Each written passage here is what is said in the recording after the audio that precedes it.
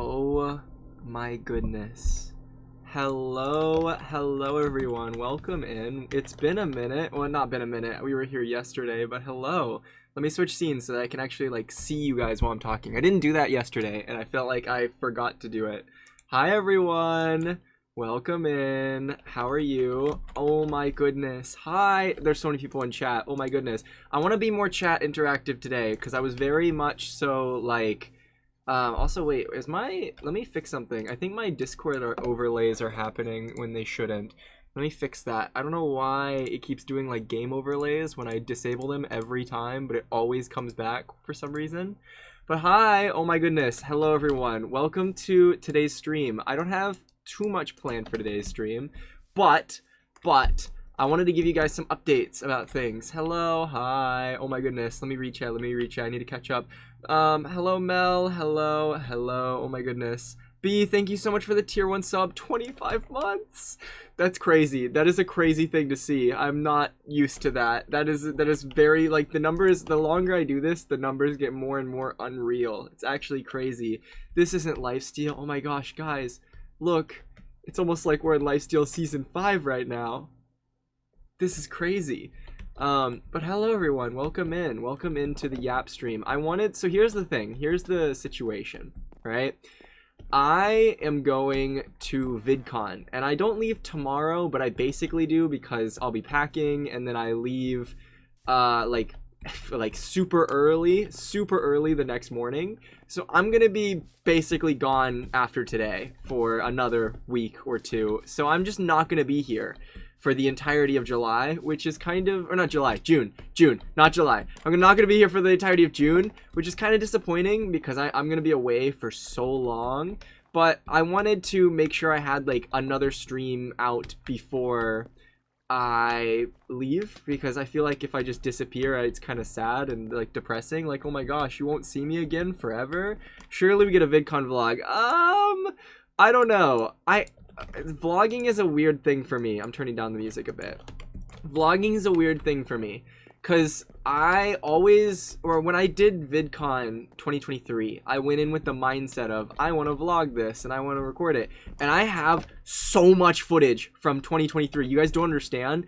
I have like 600 files from VidCon 2023 of like recorded things that no one has ever seen. There's unseen footage from 2023 that was such a fun experience, and it's cool looking back because I like having the footage to look back on. But when I was there, I find it very hard to vlog on trips like that because I want to spend a lot of time talking with people and hanging out, and it's always awkward to just kind of pull out a camera and be like, all right, vlog like no, day 1 or whatever, and it feels awkward, and I'd rather be in the moment.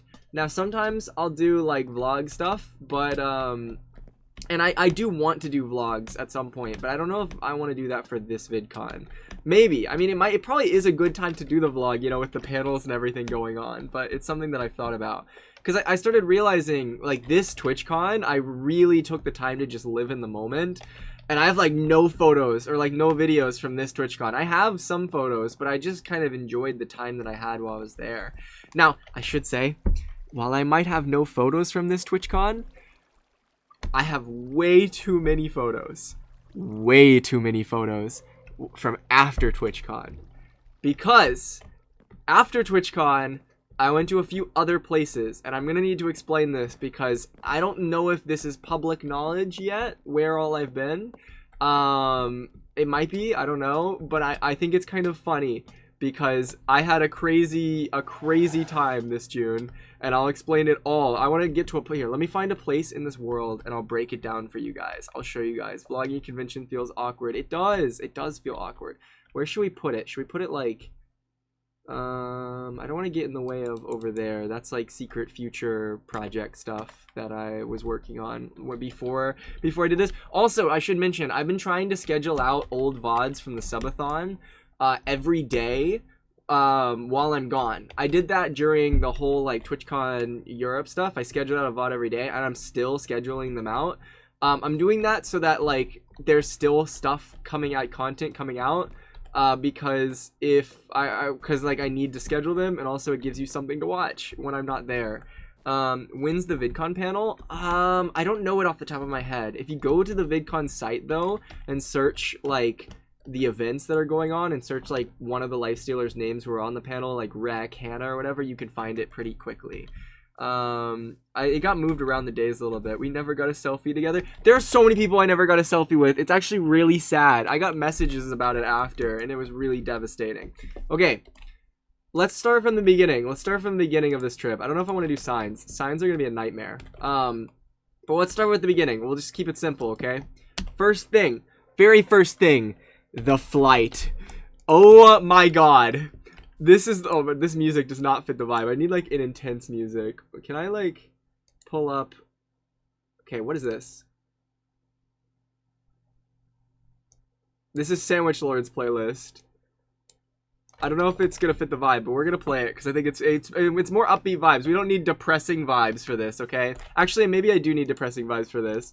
Let me switch to, let's just go back to the Minecraft one and let's play like, this will work. Okay. Okay. So here's the situation, right? First big thing from TwitchCon, or not TwitchCon, from Europe, was the flight, okay? This was probably the worst thing that people, I have to eat, but I will watch the VOD back tomorrow. Okay, bye, Mel. Thank you for popping in. Also, hello, Bo. Hello, Bo. Hello. Okay, first thing, because here's the thing. I'm also talking this over. I'm talking this over not just for you guys to know what's going on, but so I remember it.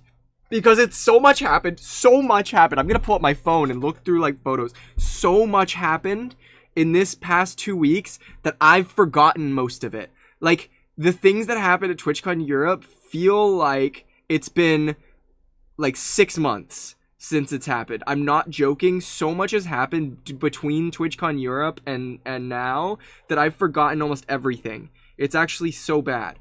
Okay. First thing that happened, the big thing, was the flight. Okay. Now, for those of you who don't know, I don't remember if I tweeted it. I think I did tweet it. My flight got canceled.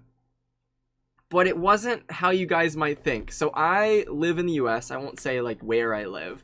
But I had a flight that was going through multiple states. Like, I had to take one flight to go to another state. And then from that state, I would go to like, to Europe. Right? And so I took the first flight. It went pretty easy, pretty straightforward. And we took the flight and went straight to, I think it was like this, the like middle ground was like, I think I went to like Detroit or something, right? And so I'm in Detroit waiting for my flight, and my flight was like, it's slightly, oh, I'm turning down the music. It's like in my head trying to think, and I'm just thinking of Mice on Venus. It was like my flight, it's slightly delayed, no big deal. It's gonna be delayed by like an hour, and I was like, oh, okay, an hour. I can handle an hour of like flight delays. So we're just kind of chilling a little bit, and then it gets like another hour and another hour, and it starts adding up, and we have a bunch of hours, and we're just kind of sitting there waiting for the things. And you know it's bad when we're sitting there, we've already eaten like a meal, and then like after a few hours go by, they start handing out little water bottles. I've never seen them hand out little water bottles at the airport, but they started handing out little water bottles and little like snacks for us, and gave us like meal vouchers and stuff. And they're like, don't worry guys, like just a little bit longer, but like if it gets past like 2 a.m., we're probably gonna have to close the flight, but we're gonna try everything we can to get it before 2 a.m. And I was like, okay, well, we'll just chill here and wait, right? And so we were waiting, and I was like, I went to this like, how do I describe it? They have like a tram at that airport, and I went to that tram, and I'm sitting on it, and it was really funny because from where I'm from, there's like no metros or like any type of like public transportation, so it was really funny and fun just riding on the tram.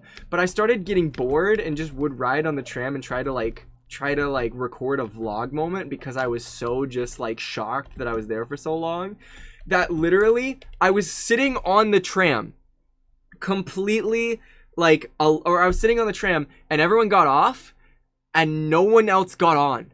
I was completely alone on the tram.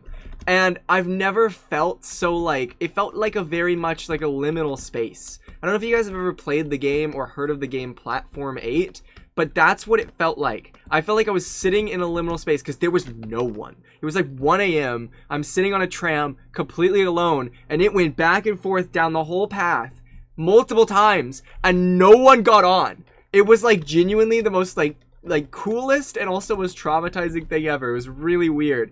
I just started like recording myself just hanging out in the tram because I thought it was really silly that I had a tram like alone, and I took screenshots. It wasn't even a photo that I posted on the internet of it. It was screenshots of the photo that I was stuck on it. Hello, Venti. Hi, Venti. Welcome in. But yeah, basically, I think it was a tram. I think that's what it was called.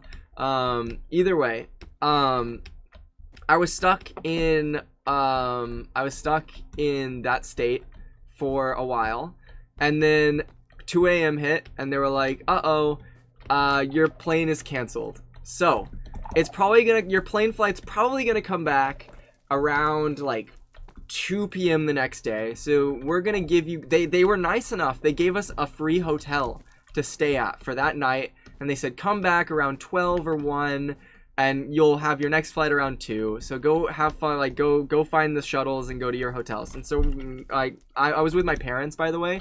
I should mention, for this trip, I was traveling to go to TwitchCon because I planned to go to TwitchCon, but I have never been to Europe ever in my life. I have never been to Europe. I've never traveled to Europe. This was my first time. And also my parents have, I think one of my parents have been to Europe, but they've never done something like this before. So when I said I was going to Europe, my parents really wanted to come as well because they wanted to see a lot of Europe. And also they mentioned, like, if you're spending this much money on a massive plane flight, you might as well take advantage of the location and go and like see more things, travel around the area and just explore. And so my parents actually came with me on this trip to go to Europe, and they also went to TwitchCon and met some people, which was cool. I just got here. Hi, Venti. But please stream earlier. I'm sorry, Liam. I've been overwhelmed today. Today has been a stressful, like, planning, packing day. Hi, Liam.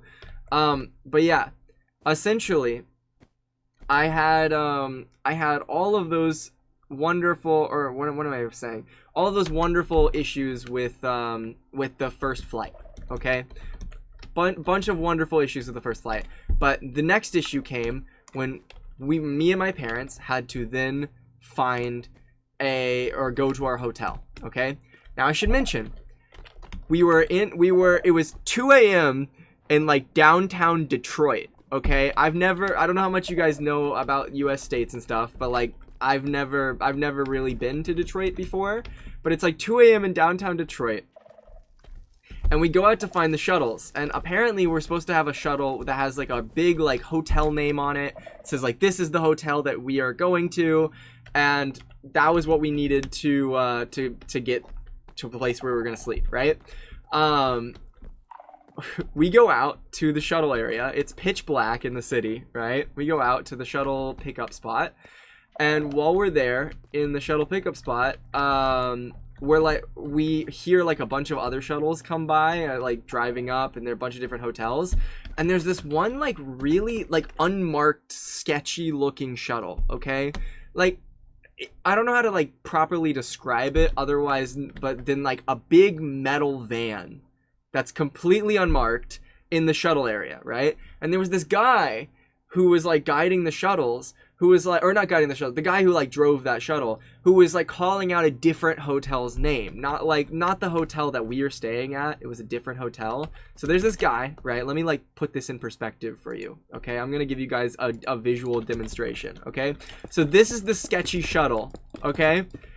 So this is the sketchy shuttle, and then this is like a wall of a building, okay?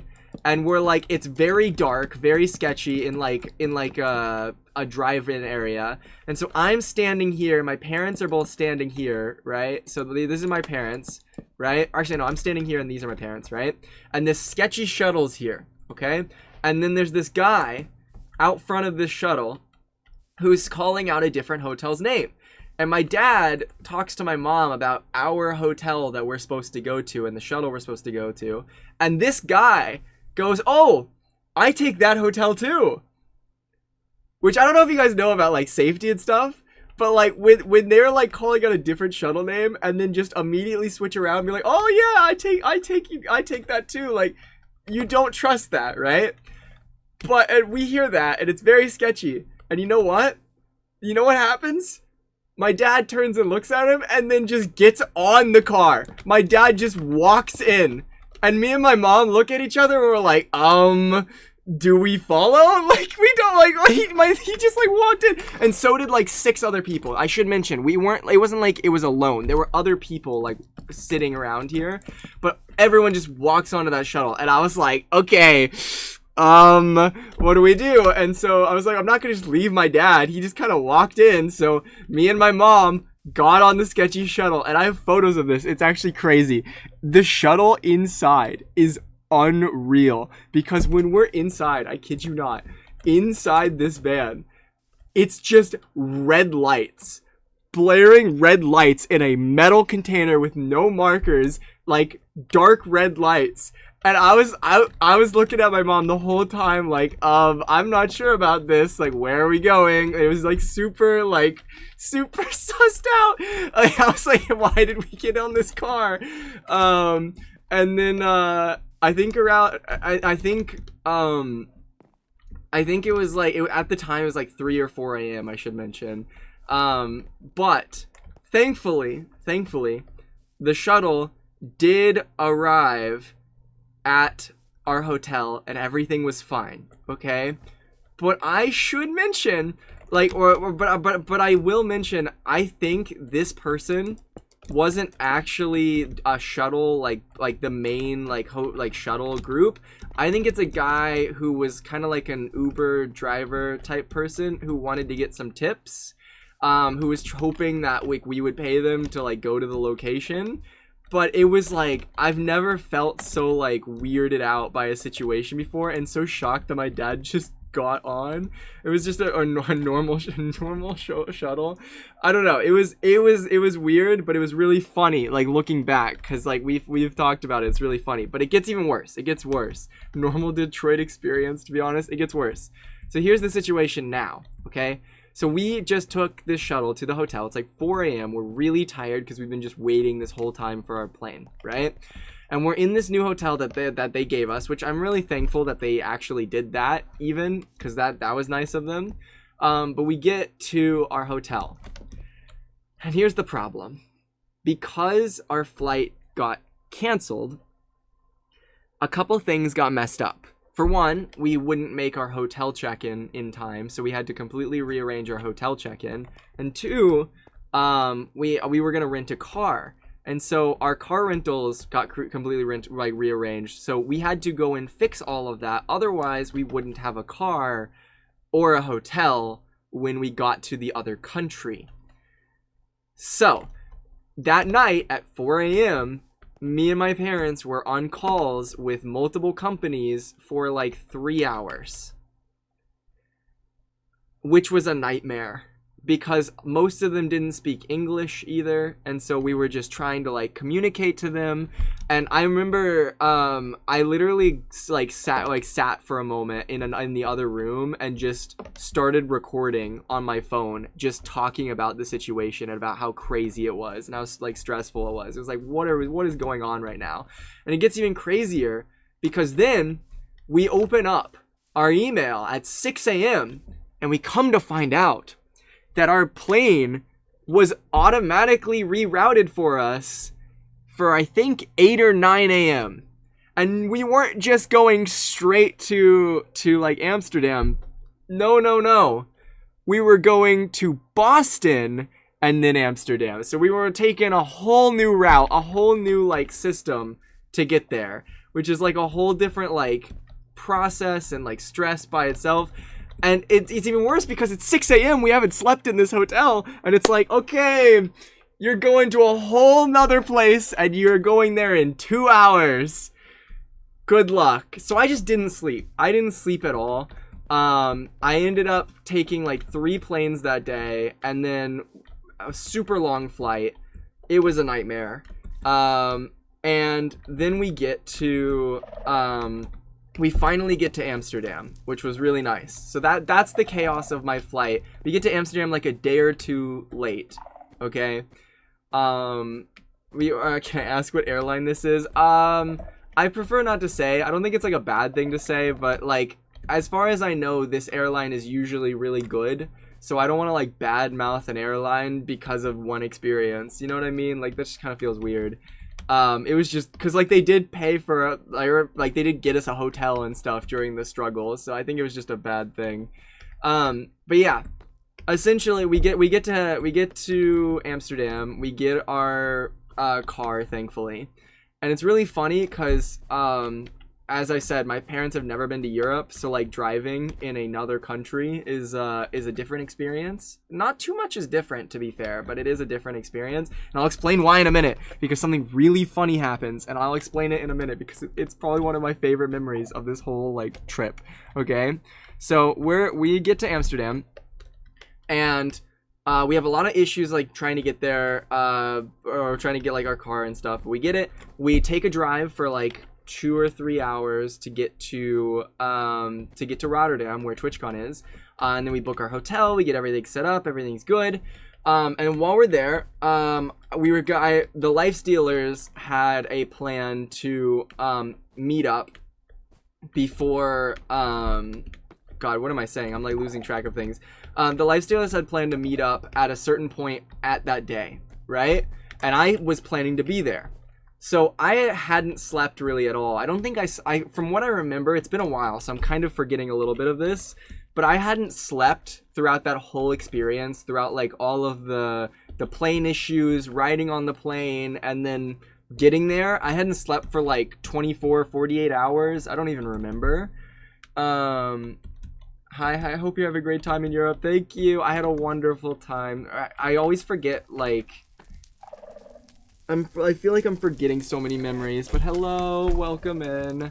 Okay, where was I? My brain is like losing track. Okay, so when we got to Rotterdam, right? The Life Stealers had a time that we had planned to meet up, and I was very sleep deprived, but I was like, I have to stay up for this meetup. And we had like an hour before it happened, so my parents were like, why don't we drive around Rotterdam to get a lay of the land of like where we're going and what we're doing, just the whole experience of what's going to happen, right? And look for like places to eat as well, because we hadn't eaten much. And so we're driving around the city, and I don't know if you guys know too much about Rotterdam, but Rotterdam is a very eco-friendly city. So there's a lot of biking, and it's really pretty. It's a really beautiful like city to be in. But there's a lot of biking, so much so that there is very, very, very big bike lanes. Okay? It's crazy how it's the middle of June already. It feels like it's been months. I'm not gonna lie, it feels like it's been months since TwitchCon for me. But there's very, very big bike lanes in Rotterdam. So much so that it's kind of hard sometimes to figure out what is a bike lane or what is a road or what is a sidewalk. I saw cars parked in some very weird places, right? I have photos of places where it's just unmarked areas that it's literally just a flat piece of pavement that could be a sidewalk, it could be whatever, and there are just cars parked all over it, and I did not know how to like process it. It confused me so much as an American. I'm sorry. But it was really cool. It was really funny to see. But what's crazy is my dad, who has never driven in a European country till this point, he's driving down the road in Rotterdam, and one time he takes a turn. And we look around and we're like, wait, can you turn on this road? It was a bike lane. And it wasn't just a bike lane. It was a bike lane that was really, really long, really wide, and had a walled off section between the road and the bikes. So my dad was driving down it, and we realized very quickly that it was a bike lane, but we couldn't turn around, we couldn't go back, and we're like he's driving down it, and he's like, oh frick, like when we realized, and oh my god, the amount of shame we felt, because there's people who are on the side of the road who like look over, and they like see it, and they're like looking at us like it's shock, and we're trying to get out of it as quick as possible because it was like an unexpected shock, right? We're trying to get out of it, and oh my god.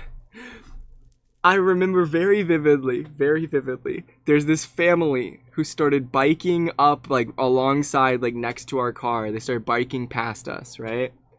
and this family is on a bike biking past us, and as they go, this little girl who's on the back of their bike turns around and gives my dad like the nastiest stare I think I've ever seen. Like, it was like the most like disappointed look from like this little girl, and it was the funniest thing I've ever seen. Like, the amount of like awkward shame, because like I had no control over this. I was sitting in the back seat. I just like crouched down and like ducked my head. I was like so embarrassed by it. Like, it was so awkward.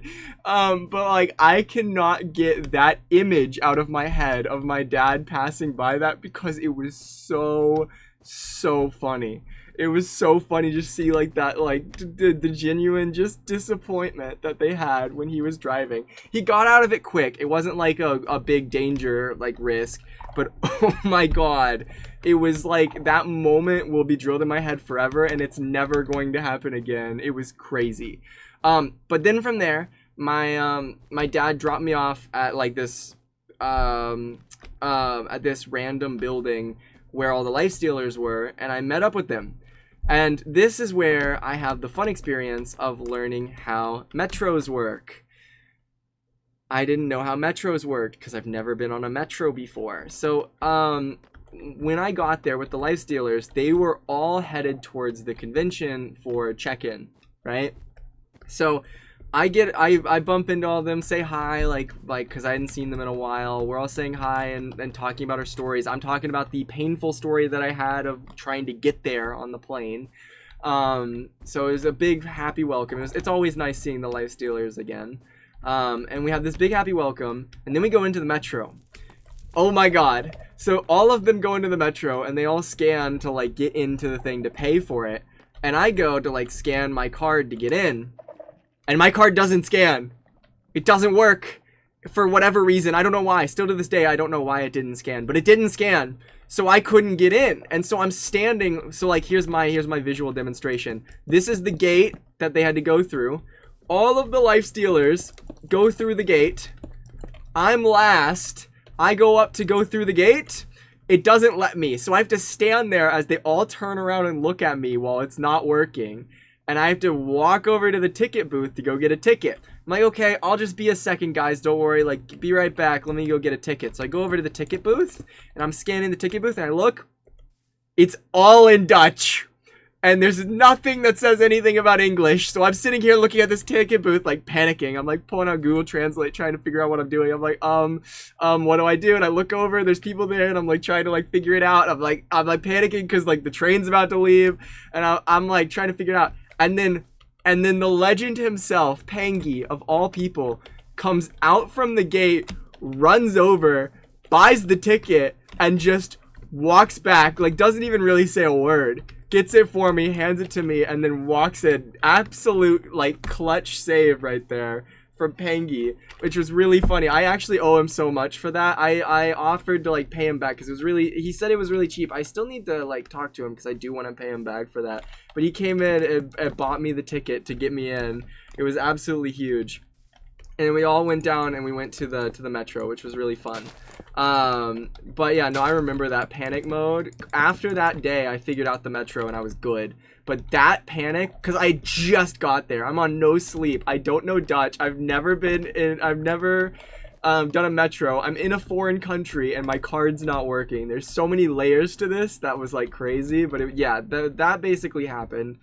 Then we went to the actual like registration and got our badges. So I got my Twitch badge, which was really cool, my partner badge. First time having a partner badge, which was really surreal and really cool, and we all like took photos and all sorts. And then we went back to the building that we all went to meet up at, which is really funny. So I don't know too much like that I could say about like that like area, but what was really funny was like we had like a whole meeting room like rented out, which was really silly. And so all of us were just sitting and talking and just vibing in this meeting room. We went to like a grocery store nearby, but it was so funny because we just like, you might have seen some photos on like Twitter. Hello Michaela, see you at VidCon. I will see you at VidCon, Michaela. I'm very excited. Happy early birthday. dude, I'm actually so excited for VidCon. There's so many things going on. It's gonna be crazy.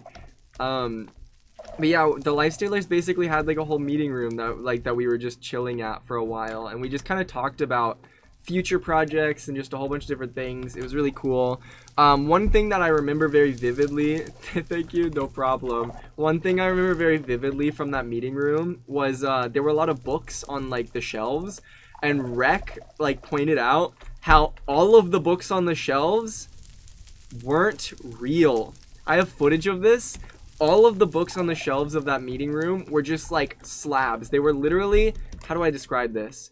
I'll do a visual demonstration. So imagine this is a book, right? Where like it's in a shelf. So if you like, so this is a giant book, right? In reality, this book was only the front. It was just a slab, and there were a bunch of them put next to each other to give the illusion that there were books in the meeting room, and they were just lined up on the shelf. If you pick them up, it was just like it was just a slab. There were no actual books. It was all fake, which was crazy. But yeah, we went to the meeting room, hung out, and then after that, I think I went to I think I just went back to my hotel and went to wait, what did I do that day? I'm like looking at photos now, like I'm forgetting. Oh, I went back to my hotel to like finally like just kind of get ready to meet up with people, because I'm not gonna lie, I literally had not like I hadn't slept like during that whole time. I hadn't like changed, I hadn't like taken a shower or anything, so I went and just got ready for the actual like meeting up with people, because I had to make it to the Lifesteal meetup at a certain time. So I literally went straight from the airport to the Lifesteal meetup. Like I genuinely I was feeling so just like out of it at that meetup, and then afterwards I got ready, and then I went to actually meet with people. And so we went to hang out with a bunch of different people out in the front, which was really cool. It was so lovely seeing people. I think one of the craziest things from TwitchCon for me, and most exciting things for me, was there's a lot of people that I've known for a long time in the space that I've gotten to meet that are very lovely individuals, but I've never gotten the chance to meet them in person, and that's because they live in Europe and I don't, and so getting the chance to go to Europe doesn't happen every day. So my favorite thing, and I'll say this a lot when talking about this trip, was getting the chance to meet my friends from Europe who I hadn't gotten the chance to meet before. So like when I got there, I took a bunch of photos, did a bunch of things in the front, just like I'm not introducing myself, but because I've already knew them, but like meeting them like face to face. And took a bunch of photos. I think one of the funny things was, we joked about this, so like the pirates from the Line SMP, when I missed my flight, I was joking about how like, oh no, like I won't be able to, like I won't be there early, you guys are gonna be there like on the day, and you're gonna take a photo without me, and it'll be really funny, right? And then I get there, and the moment I go to the meetup, I saw Sty, Luann, and Apo all out there, and Katie wasn't there. And I thought it was really funny that like I thought I was gonna be the one person not there, and then Katie wasn't there. So then I took a photo, and it was like it's the pirates without Katie, and I thought it was really funny. And I sent that in the group chat. I'm looking at like photos right now, by the way. This is the updates. It was so stupid. And then we went to, what was it? Oh, and then following that experience, I went to the partner party, which was really cool because I've never been to a partner party. Met a bunch of, like, got to say hi to a bunch of people, a lot of friends there. Met up with a bunch of cool people. It was just a lot of just talking. Like, a lot of TwitchCon was a lot of just talking with friends, either catching up with old friends or introducing myself to new ones. That was a lot of what TwitchCon was for me. And I was at the partner party for a long time, and then after the partner party, I went to an arcade with a few friends, and then I went to sleep that day. Like, that was day one of TwitchCon, and it was really cool. It was a good, like, first day. Obviously, the flight and the panic of getting there wasn't a good, like, first experience, but once I was there, it was all really chill. But then comes day 2, which is really funny because when I'm day 2, now I understand the metro and I know how it works. And so from there, I go straight to the metro to the convention because I wanted to see like the opening ceremony. And as I'm there, I get off the metro. My brain is like forgetting things. I get off the metro towards the convention, and as I'm like traveling, I feel like I need to draw more visuals for you guys. Like I need to show you. As I get off the metro, for the first time like that day, out of nowhere, like from behind me, Akko just shows up, and it's really funny because I love Akko. Like we talk all the time online, but I've only spoken to Akko once before that experience in person, and that was at TwitchCon San Diego. And at TwitchCon San Diego, when we talked, it was just like, "Hi, I'm Forsey," and he was like, "Oh, hi," and it was just like a hello. But this time, when I got there to the metro, Akko just like kind of ran up to me because he recognized me and just like said like, "Hi, how are you?" And it was like super nice and super friendly.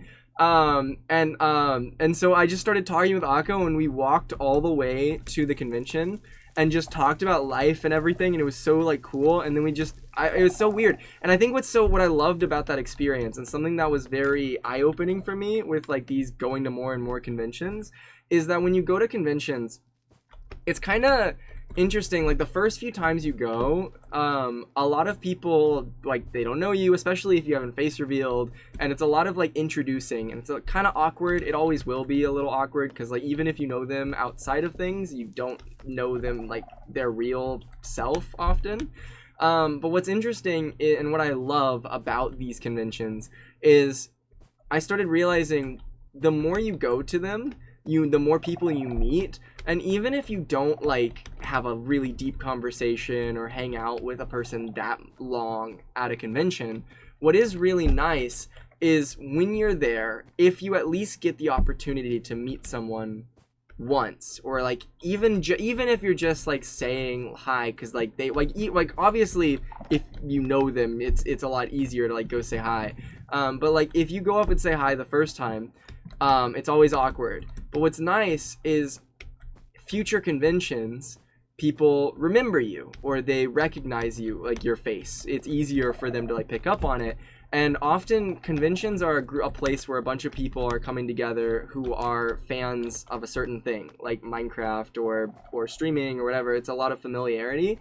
And when they see a familiar face that they recognize, it's a comfortable thing. Like people are more comfortable talking and just hanging out. And so the more conventions that I go to, it's really cool because I started realizing that like even if I didn't say that much, just saying hi or just like having like introducing myself to people went a long way. Because like TwitchCon, it felt like, obviously I had just face revealed, but it felt like a lot of people just came up and said hi and had conversations, and I got a lot closer with people at this TwitchCon, which I really appreciated, and I thought that was really cool. I don't know, it's kind of a weird thing, but it's a cool thing. And so I was at the opening ceremony with Akko. It was really cool. And then from there, I went straight from there to the Rats panel. Did I go to the Rats panel? Yeah, I went straight from there. No, I went straight from there to the Partner Lounge, which I hadn't been to before. And then I went to, which the Partner Lounge was so cool. Oh my god. I don't know how to like describe it, but the Partner Lounge, it's, for one, it's really funny to it feels like a very like cool like aura moment to like walk up to the Partner Lounge and scan your badge and you get access to it, which is crazy. It's kind of like a weird, funny thing. But what was really cool is when you get up there was like a bunch of really cool things. For one, the first thing you see when you enter the Partner Lounge was they said you can't film in there, so there was like no videos taken in there. But the first thing you see when you get up there is there's a bunch of water bottles, or like bottles, like metal bottles that you get, that were free for partners. You go up, you're only allowed to get one. They'd like scan your badge, but you get one free water bottle, right? And what's really cool is that water bottle, you can then take it to the back and you can get it branded with your name on it, which was really cool. It's like a simple thing, but it feels cool to just have like a personalized thing that says Twitch Partner on the bottle, which was really cool. And also in that room, there was like a ton of like stalls or like booths set up with just free food. Like a whole bunch, and I'll get to it in a minute about like that free food because it comes back later. But there's like a bunch of like free food. Like there was like Dutch candies, there was Stroop waffles. I loved the Stroop waffles, like that they freshly made right there, and they had like a whole like juices and like water section. It felt like very fancy, and I felt very out of place, but it was very cool. And they also just had like a photo booth in the back as well that the partners could use, and like a Jenga tower, and a place where like they had like partner panels and stuff. It just felt like a really chill place to hang out, which I thought was really cool. And from there, when I left the partner the partner lounge, I met up with a bunch of people who were going to the Rats panel. Which was really funny because I got to the Rats panel right as it was starting, okay? And because I got it right when it was starting, the whole place was packed. Like there was a ton of people like filling the room, and I was like standing in the back corner of the room during the panel, just the far back corner. I'll give like a visual here, okay? So there's this massive room. Let me get I'll make a box, okay?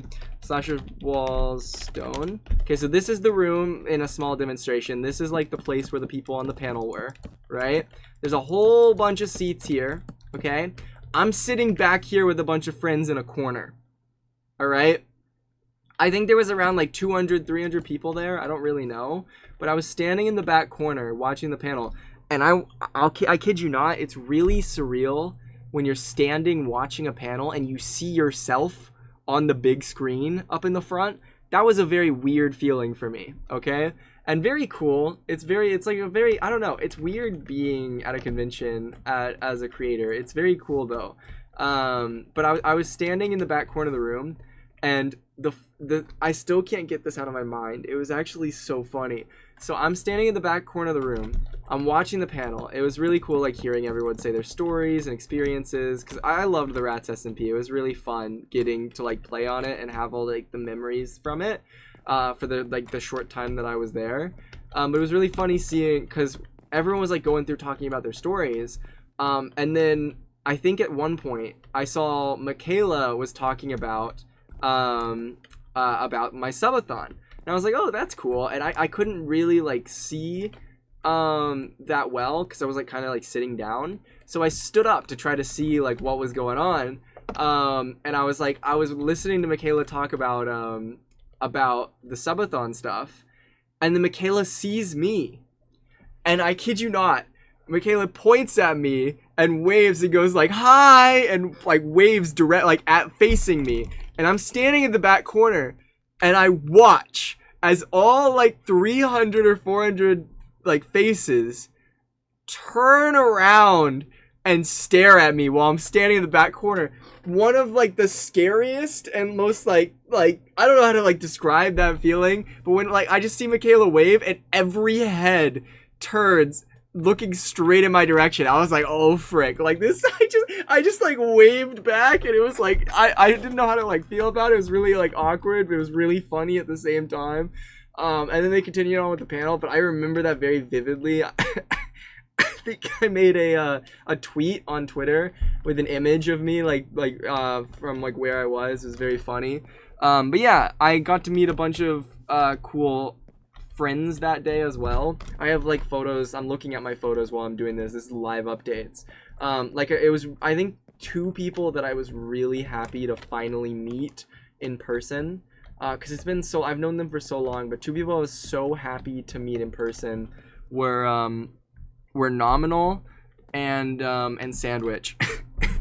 Because I've been like I talk with Sandwich and Nominal so much, and I've been friends with them for years now, and it was so wholesome to finally meet them after like 2 or 3 years now. Has it been 3 years? Has it actually been 3 years? I don't know if I think it's just 2 years of knowing them. I remember like when like it was really like I think after the Rats panel was when I met up with Nominal, but like a little bit later I bumped into Sandwich, and he came up and gave me like such a big hug. It was really nice. I don't know, it's just really cool and friendly to like see friends that you didn't get the chance to meet in person before. and like getting the chance to talk. It's weird.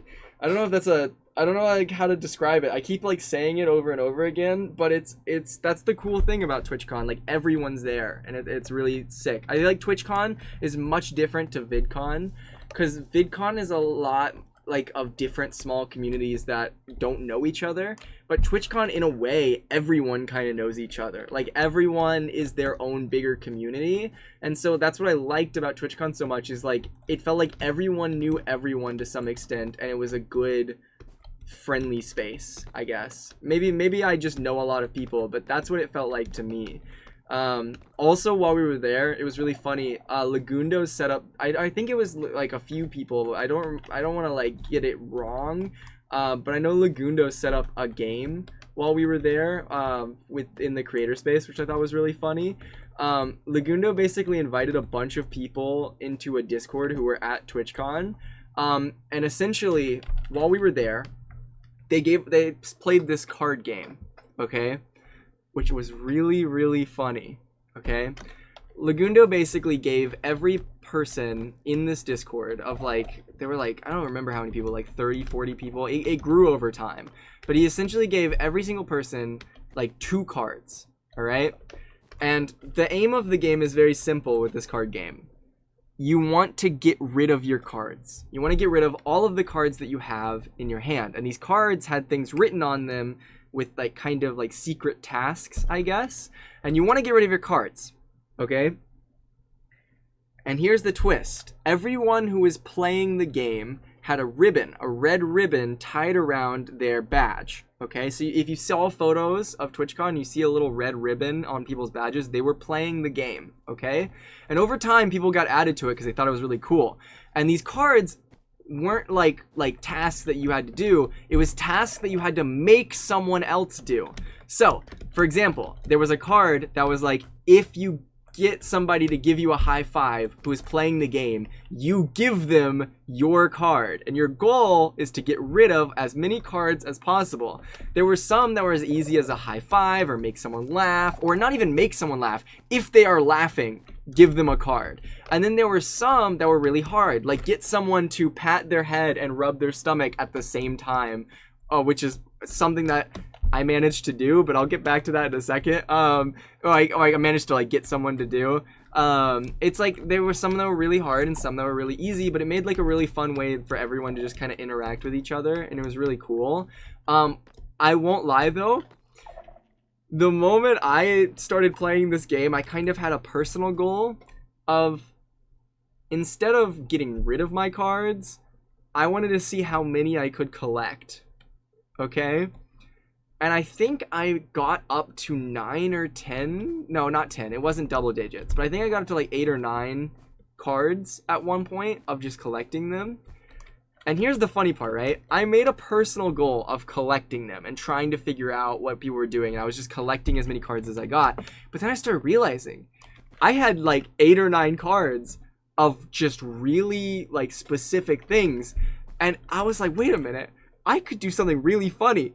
Having 8 or 9 cards gives me so much power, and every single other person playing the game was terrified to get a card. Like if they got a card, they like panicked, they freaked out, or they got really upset, right? And I was like, wait a minute, I have like 8 or 9 cards. What if like I'm just gonna hold on to them until there is a moment that I see an opportunity to be really funny and really silly and do things to people. And so it was really funny. Like I think I was sitting down with Sty, right? I was sitting down with Sty, and I was telling him about how funny it is, like people don't trust you anymore, right? Like if you go up to ask for a high, no, I was sitting with like Sty and Katie, and I was like, people don't trust you anymore. Like if you go out and like try to get a high five, I was talking to Sty, I was like, if you go up and like ask people for a high five, they won't do it. They're too afraid to give you a high five.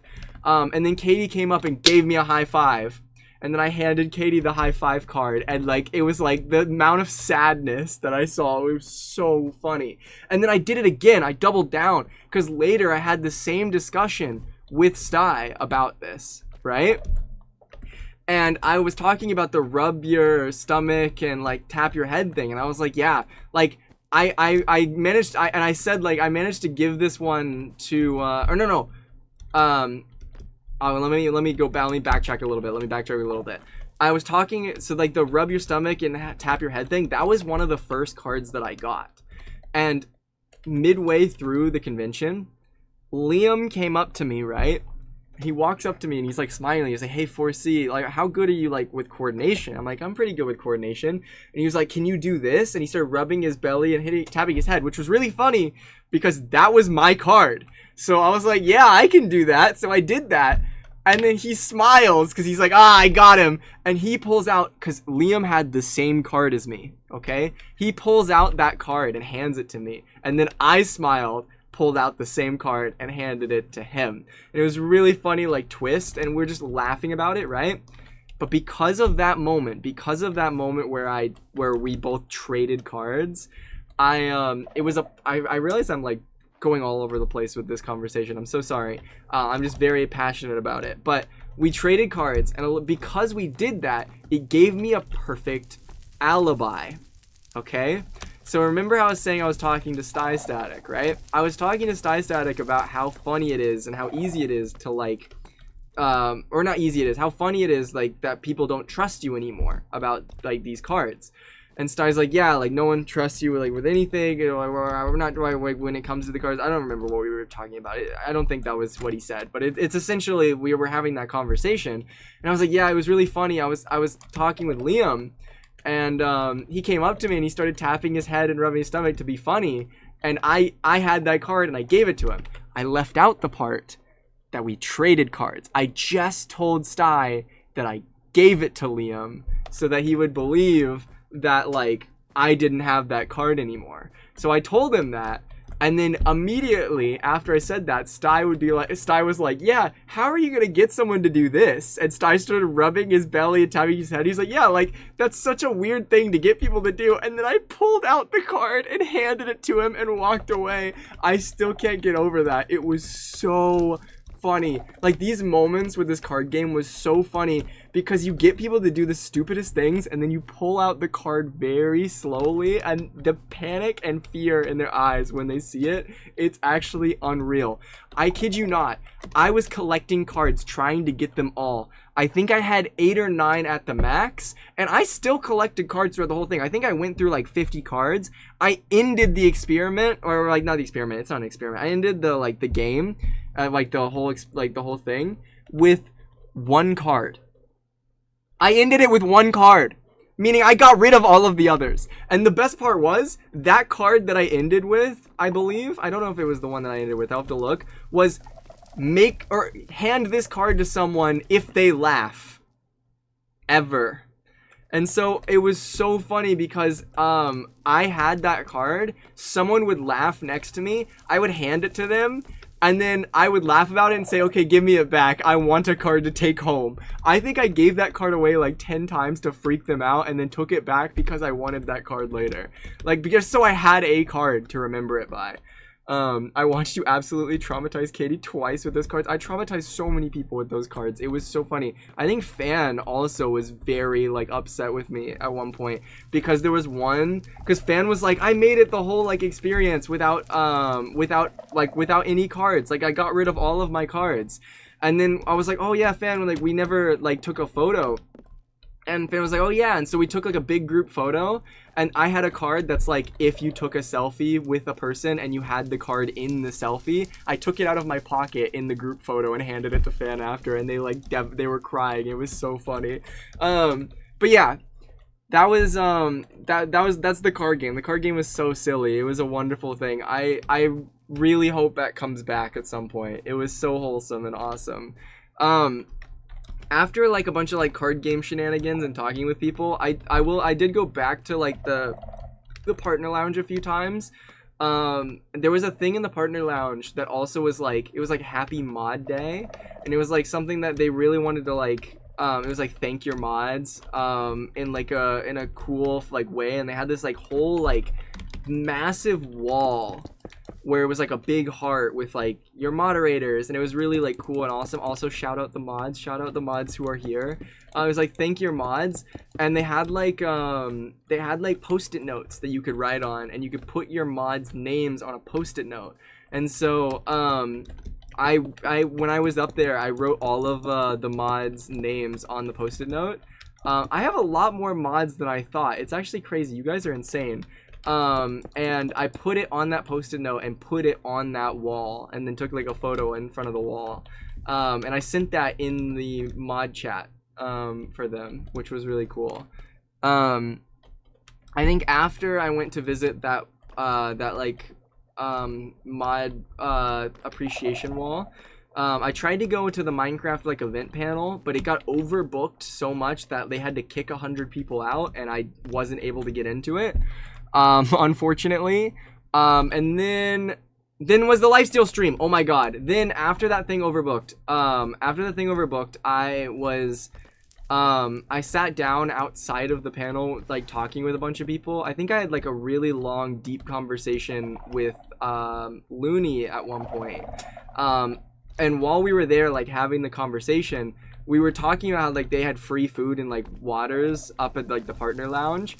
And it was really funny because after we were talking about that, I think me, Looney, and Lagundo went up to the partner lounge and stole like 12 stroopwafels. We took 12 like freshly cooked stroopwafels from the partner lounge and then took it down, because they let us, you could have as many as you want, and we had like 12 of them. We took them down with like napkins to all of like the people who were like all of our affiliates and like other creator friends who weren't able to get to the partner lounge, which was really funny. And we all like sat in a big circle and just hung out. But then following like the conversation was the lifesteal. God, my brain is like forgetting things. Was the lifesteal stream, because Hannah did like a big announcement for everyone to like come meet up outside the partner lounge for the lifesteal stream. And so I left the group circle and walked all the way to the partner lounge, and I go up the escalator, and I kid you not, I'm going up the escalator to the partner lounge. So this is the escalator, right? And I look up at the other escalator that goes down, right? And as I'm on the escalator looking up, I see Hannah, SB, and Darapchu going down the other escalator. So I'm sitting there watching them as they're going down. I'm like, okay, this is like a perfect opportunity. So I just kind of turn around. I see them with the camera, and I just stare at the camera as it was going up.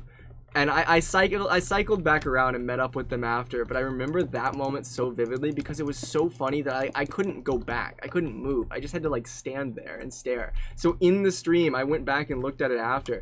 You can see me in the background at the very start of that stream, just looking the other way, like, or looking at the camera going the other way up the escalator like a random stranger, just deadpan staring at the screen. It was insane. We had the lifesteal stream. It was very fun, very awesome. I've never done an IRL stream before, so I felt very like out of place. It felt very weird. I don't know. It was different. Hopefully I can do more IRL streams and be better at that. Cause like it's weird just talking to a camera and just having, like, especially with everyone else also talking to the camera in person. It just felt kind of weird. But it was really cool getting to like do that at the convention. Like that was fun. And then after the lifesteal stream, I think I just hung out for a while. I went to a few like dinners and like parties and stuff, which was really cool. I'm like looking at the photos, I'm like forgetting a lot that happened. Was this the first night, or was this, oh no, after going to, oh my god, wait, do I talk about this one? Oh, I don't even know if I should. There was this one place that I went to because there was a group meetup that was going to happen at this. It was like a Twitch like creator like party place. And I remember I didn't know, like, the metro didn't like go properly to that location like easily. And it was like a 40-minute walk away from the TwitchCon area, right? And I was like, well, it's just a 40-minute walk, and I wanted to see more of the city, so I was like, why not? I'm just gonna walk it. Souls, thank you so much for the raid. Welcome in, raiders. I hope you had an awesome stream. We're talking about TwitchCon stories. It's going wonderfully. But yeah, it was like a 40-minute walk in from the TwitchCon area, and I walked it. It was really pretty to like see a lot more of the city and like the area that I was there. But I walked from the convention all the way to this like really far out area, and I thought it was gonna be like this like cool like meetup spot with a bunch of people. And I get there, and there's like 3 people that I know there. Souls also told us stories. Oh my goodness. Red team on top. Hello. Oh my goodness. Hello everyone. But yeah, there's a bunch of when I get there, there's like 1 or 2 people that I know there, and a bunch of people that I have no idea who they are, right? And I don't think a lot of them were Minecraft creators, and most of them were Dutch. So I didn't know most of the creators who were there. And so I was like sitting at the back at this like picnic table, and it was really funny and really awkward because I was sitting at the back of the picnic table. The like 3 people that I did know who were there, or like the 3 to like 5 people who did know who were there, were like going up to get like food and drinks, and the line was like really long. It took them like an hour to get through the line. So I was just sitting at this picnic table with Cece for like 40 minutes to like 50 minutes, and it was really funny because I was just sitting there, and the people who I was supposed to, who like we were gonna meet there, just weren't there yet. And so it was just like this awkward moment where I was just sitting at a picnic table for like an hour. It was so like, it was the most random thing I've done at a TwitchCon convention, and it was really silly because once everyone showed up who was like gonna be there, who I knew, they got there, and they were like, yeah, it's like such a long wait, and we don't know anyone either. So we all just like left. Oh, that place. Yeah, Bo, that place. We all just left. Like once everyone got there, we just left for a park and just hung out at a park. And then from there, we went and did karaoke, which was really cool. The MCC Rising group so Nominal put together like a karaoke thing for MCC Rising, which was really cool. And I don't know how much you guys know about this from me. You probably don't, but I personally am not like, and I know this might come as a surprise, but I'm not the biggest karaoke enjoyer, and there's a reason for this. Okay, it's not because of like singing. I don't mind singing. Singing's fun, but the reason I was nervous about karaoke is because I'm the type of person who really hates being put on the spot with things, and because of this, how do I describe this? I'm very like stubborn. And so like if I feel like awkward or uncomfortable and I don't want to do something, I will say no, and I won't do like, or I'll say no and I won't do it. So like I think on previous streams, like a long time ago, friends of mine wanted to do like karaoke stuff, and they wanted me to sing, and they're like, come on 4C, sing, like they're like chanting, right? And I did not want to sing, so I said no, like I'm not gonna sing. And it was really awkward because I said no, and then they tried to like push me to sing, and I didn't sing, and then it was like this really awkward situation, right? And so that's why I've always been afraid of like karaoke stuff, because if I'm in karaoke, especially like if I'm like a big part in the karaoke, it's awkward because there's that pressure to sing, and I wasn't sure if I wanted to do that or not. So it's just like I was unsure about it. Now I've tried to get over that like fear of it, because I love everyone whenever I do karaoke. I love everyone going to the karaoke experiences, and so I want to like what am I saying? I don't even know what I'm saying. Like I shouldn't feel like awkward about it. So like when I did like the lifesteal karaoke, it was kind of me trying to like get over the fear of that, if that makes sense, or the awkwardness of it. So like in my head, when I did lifesteal karaoke, was it a year ago now? That's actually crazy. I thought it'd be like a fun thing to like host and bring everyone together to like just group and sing. I feel like I'm like jumping over my words a little bit. There's been so much. And what was cool was when I did the lifesteal karaoke, I realized I don't have to like, if I don't want to be put on the spot and have people like call me out to sing like an individual song, I just need to like take part in the bigger group songs and hang and just kind of just enjoy the vibe of everything. And that's what I did with lifesteal karaoke. When there was like big group songs, I just sang with the group, and it was really nice and it was really fun. I think I also tried to get over it a little bit when I did the subathon goal, where I like posted the song, the cover, which was really silly. But the tricky thing was with the MCC Rising karaoke, I wasn't sure like if I would be put on the spot or things like that. And originally, when everyone was saying you got to do karaoke, I was like, I'm okay. Like it's not really my vibe. But after more and more people talked about it for like, this is a planned thing for like months. After more and more people talked about it, like I thought about it for a while, and I was like, why not? You know, something I learned about like these experiences is like, you don't get the time all the time to spend with these people or spend like these experiences in life to do these things.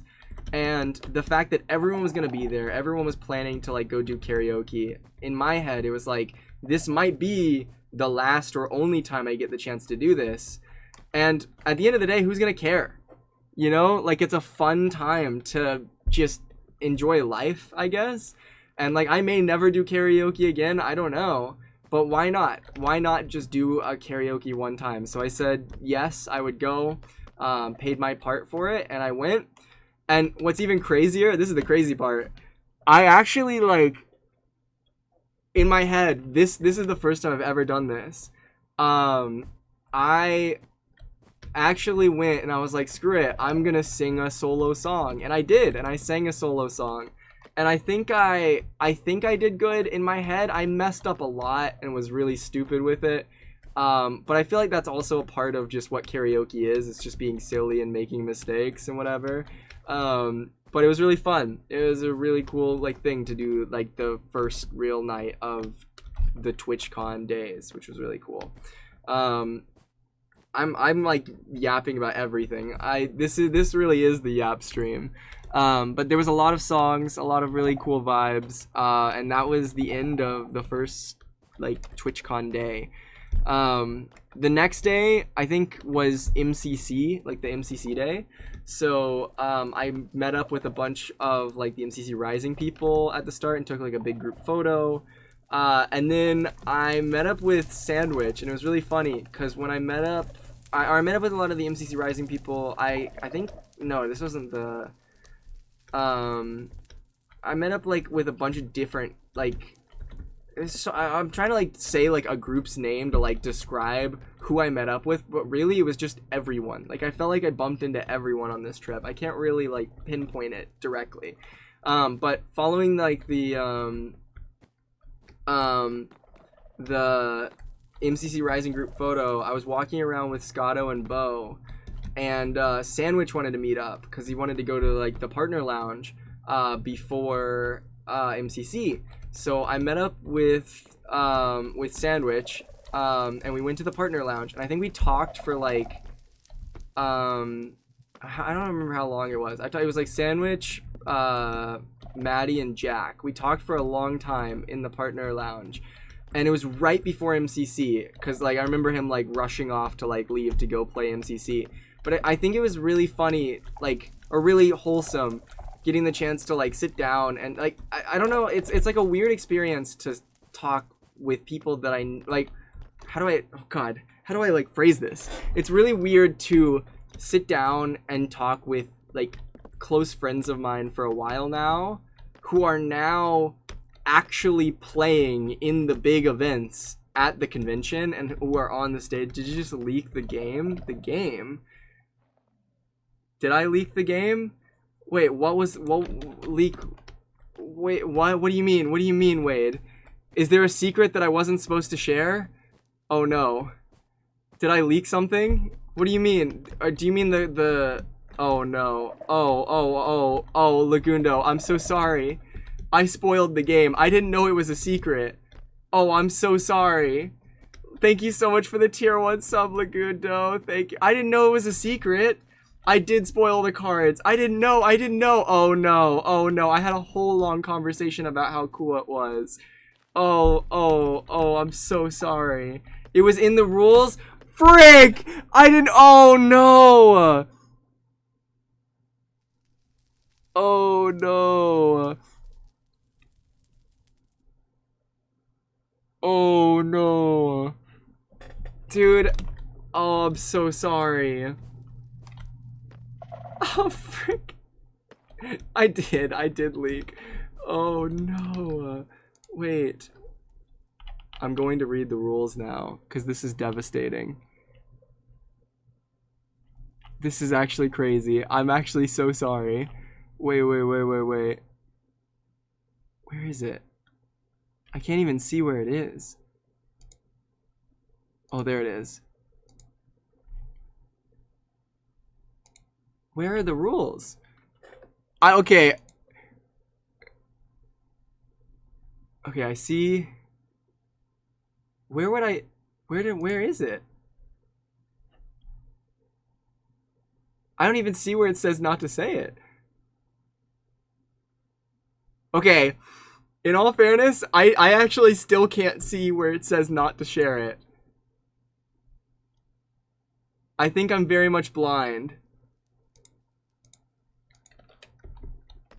See, at this point, you'd be getting the okay. That's crazy. That's messed up. Thank you so much for the 100 bits, Wade. You guys are insane. You guys are insane. That's insane. It does say that at the top of how to play.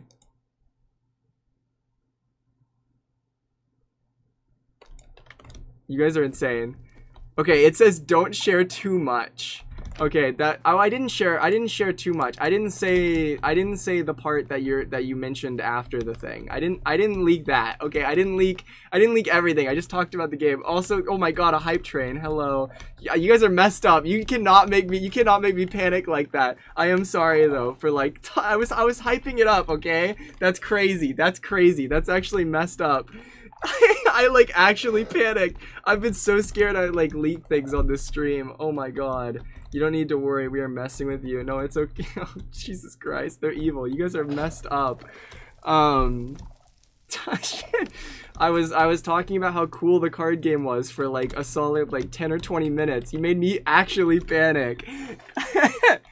What was I even talking about before this? Where was I? What was I talking about? I was talking about MCC stuff, like prior to MCC. I think it's really cool seeing friends of mine who like I've talked to for so long, get into the actual like MCC events. It was really, really cool seeing Sandwich, Pangy, Wade even like commentating. It was so cool seeing everyone up there, and Maddie. It's cool seeing Maddie playing as well, because Maddie was the person who I tested with in MCC testing at San Diego. So that was really cool. Like, it's cool seeing everyone's like slowly progressing and growing. It was really wholesome to see. Del, thank you so much for the 5 gifted subs. Oh my god, I appreciate it. Oh my god, their group was scary. Wait, what group was scary? W, massive W. This is insane. But yeah, no, it was really, I don't know. That's something, as I've been like in the space more and more, it's been cool seeing more and more people that I know closer. Like, people who I knew before MCC stuff getting into MCC and being more involved with it. I think one of the craziest things was, and also the MCC event itself was unreal. Cause like a lot of the MCC Rising players got to be a part of like the show itself. Like, they got to be Blank Corp members who walked around on stage, threw out like gifts to the crowd, who got to be like zombies and the chicken jockey. Oh my goodness, Leo, thank you so much for the tier 1 sub. I appreciate it. Thank you. Oh my goodness, we're level 3. Is this a golden Kappa train? What is a golden Kappa train? This is insane. I don't think I've ever seen that before.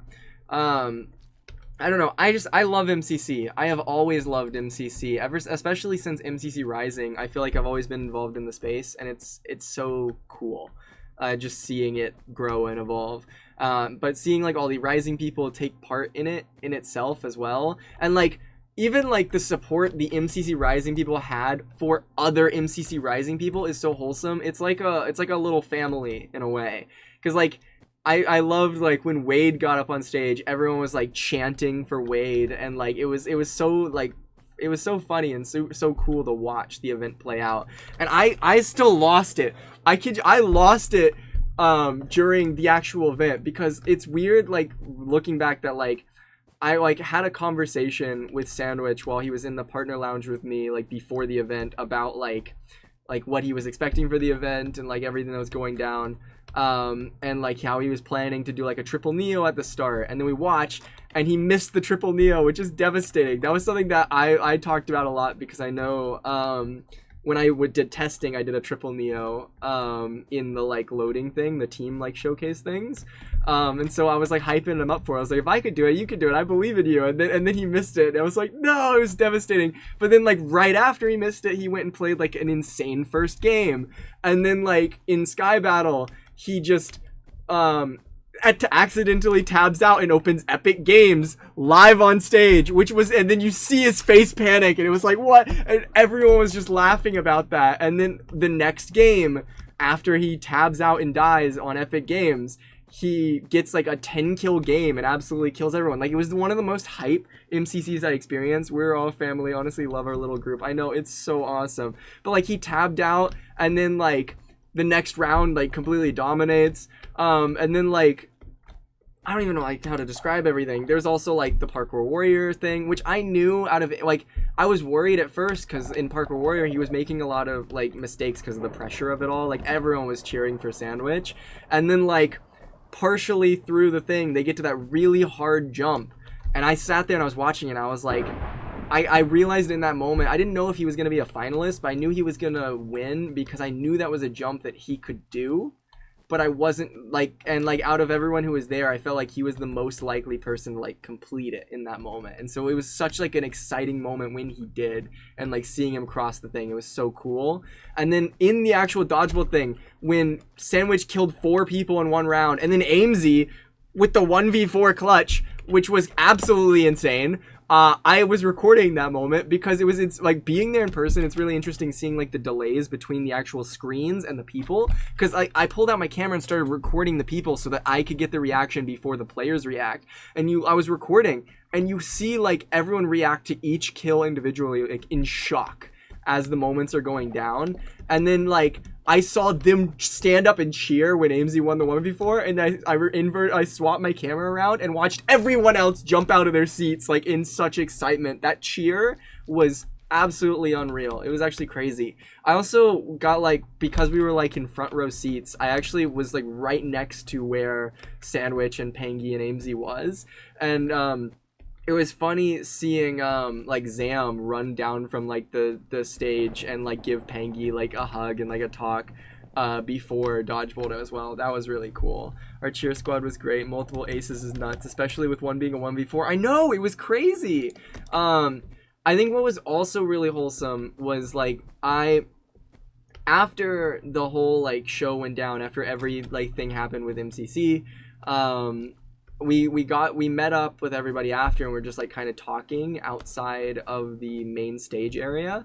And it was really cool seeing like, because like I've been involved in the MCC Rising space for a while now, and everyone's really good friends of mine, and it's really cool seeing like the Life Stealers talk about the MCC Rising players, and like seeing them also get excited about the things that I was excited about. It was cool. Like, they were like I think Clown was saying about how like Sandwich Lord is his he's like, Sandwich is my go, like the one of the, like, I don't remember what was his words, I don't remember his exact words, but basically like Clown was saying like how cool Sandwich was, which was insane. And I think Bacon came over to me and was talking about how cool it was hearing like Wade commentating and how good like Wade was as a commentator. And just hearing the Lifestealers talk about MCC Rising, it really like showed how much of a cool circle the Twitch community is, and how everyone just kind of, I don't know, everyone just kind of is I don't, what's the word? The Twitch community in itself is kind of is a family, and it's just growing. That MCC was cool. I love seeing the Lifestealers get to play. Dude, the Lifestealers getting excited about MCC and everything was like really cool. Like seeing them excited about these events and seeing it in person, like they were so hyped about this event, and they were very supportive of Pengy. And while I was talking with them all, I think Sandwich came running out from the thing and like came up and Sandwich came running out from the thing and gave me a hug, like after like the win and everything. Like when I was talking with the Lifestealers, he came out and just like he was like 4C, and he came running over, and it was such like a wholesome moment. The sheer Minecraft presence was incredible. There's such a fun web of how people know each other. Yeah, no, it was so cool. It was just nice. What happened after the MCC event? Oh yeah, after the MCC event, there was a few like small meetups. I think there was gonna be like one big Minecraft meetup that happened, but that night they literally scheduled the MCC like after party that night, and it was so crazy because here's the thing, right?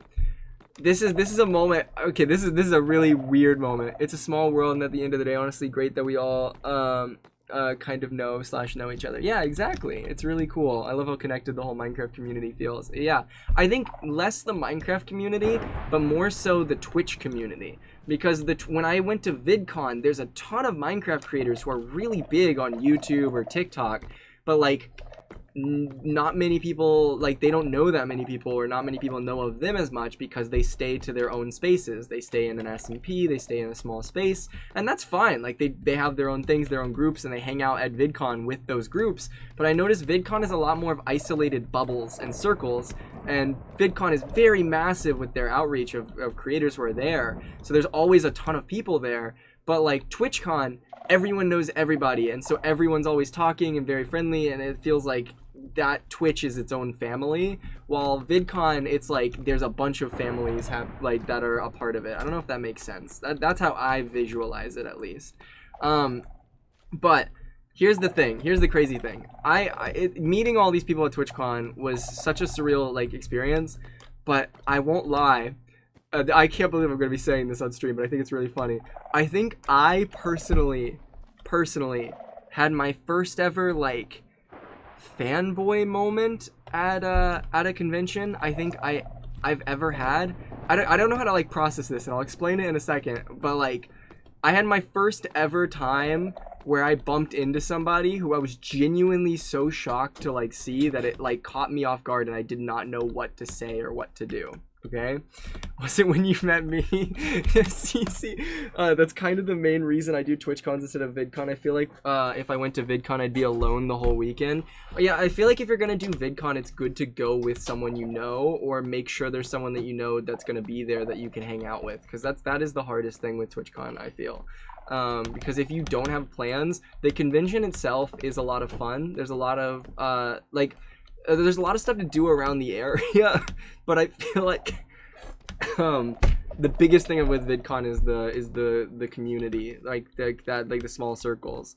But when I was at the MCC party, when we got there a little early, and it was funny because outside of the building was SB and Minnie, and so Minnie Muka, and so before I walked into the MCC MCC party, I just started talking with SB and Minnie, and we were talking about like future things and like everything, and we're just catching up with like how like the MCC event went and everything, and we're sitting. I will drink, thank you for that. And I realized I'm just talking, like I'm not stopped talking. But I was sitting there talking to SB and Minnie, and I talked to them a lot throughout the TwitchCon time. But while I'm sitting there talking to SB and Minnie, right, I see this guy with a camera I'm gonna clear the weather. I see this guy with a camera, okay? And he's taking photos of SB and Minnie's shirts. And it's like creator merch stuff. So I was assuming it was just like somebody like helping with the company, like taking photos of their shirts for marketing reasons. I didn't know, right? You were there, Cece. And I see this guy taking photos of their shirts while we're talking, and it was like kind of funny just sitting there, like having a conversation while a guy is just taking photos of their shirts.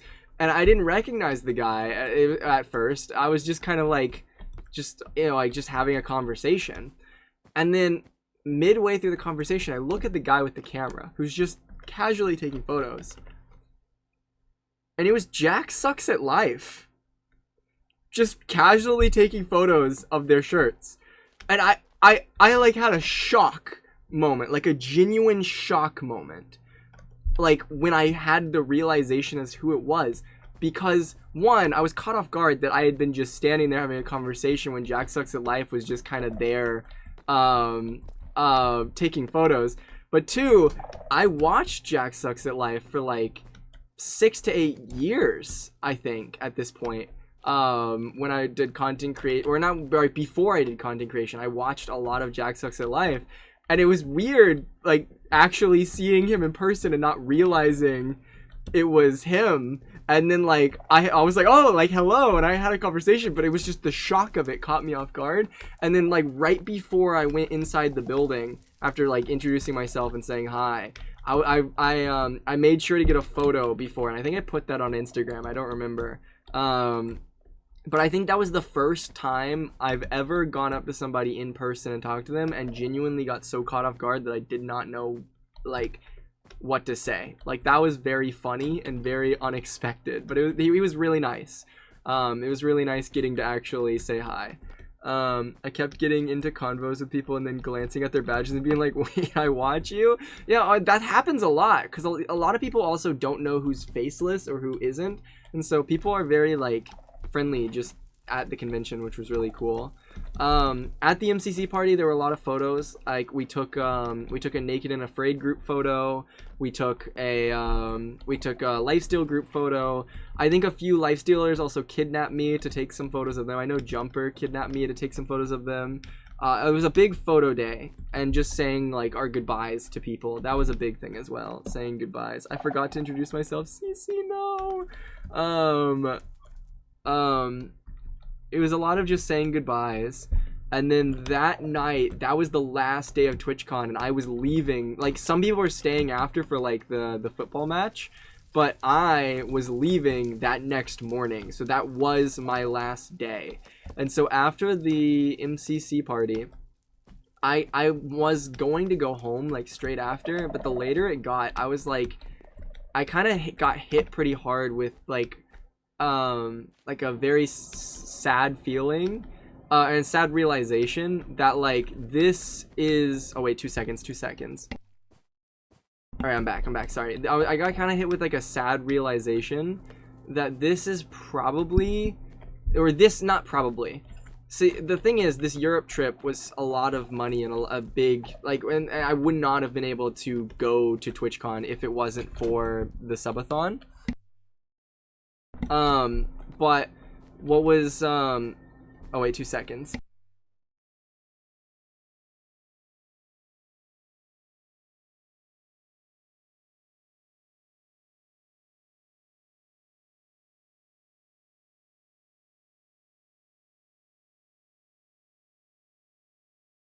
I really hope you guys can't hear that high-pitched noise. There's like a high-pitched noise going on behind me, and it might sound really loud. Can you guys hear that? It's very loud. There's a lot of, like, water running through pipes. I hope, is it an issue? I can try to fix the thing. I think it might have gone away though. I'm not sure. You can hear it slightly. It might be going for a little bit. I don't know if I can stop it. I can try to, like, angle my mouse or my, not an issue. It's not an issue. Okay. If it's not an issue, then I'll keep going. Okay, that's good. That's good. I was worried because I think it was very loud to me and it caught me off guard. Okay, we're good then. The saddest part was after the MCC party, it kind of hit me that like, because this Europe trip was a very it was a very expensive trip, and it wouldn't have been able to happen if it wasn't for the subathon. And I want to do another subathon again, but I don't know how successful another one would be, and I don't want to keep doing them over and over again, because it feels kind of like I want to find other ways to get the opportunity to go on these trips than just subathoning every time. In that moment, at that final day of the MCC party, I kind of realized that like there's a genuine chance that I might not come back. Like, this might be my last time seeing all of these friends that I got to meet over the time period of TwitchCon. And even though it's like the first time I got to meet them, it might also be my last. And that kind of sucked.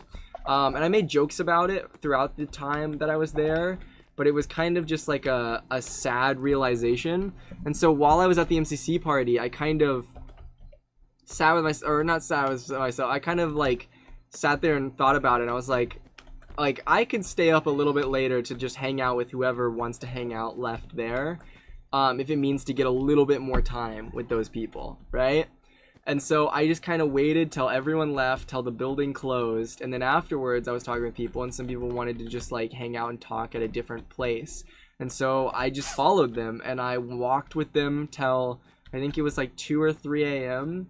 At some just like random bar, and we just talked for hours, really deep conversations with a bunch of people. I think it was like Wade and Nominal and Nomad and like a bunch of I think Avondale was there. It was just a nice conversation with friends on the last day for like hours, and that might be the last time, because like I don't know my situation of where I will be next year, like going to like a Europe trip or something, and I don't know their situation either, if they will be there. So like it might be the last time I see them, but I hope not. I hope I get more opportunities to like do stuff like that.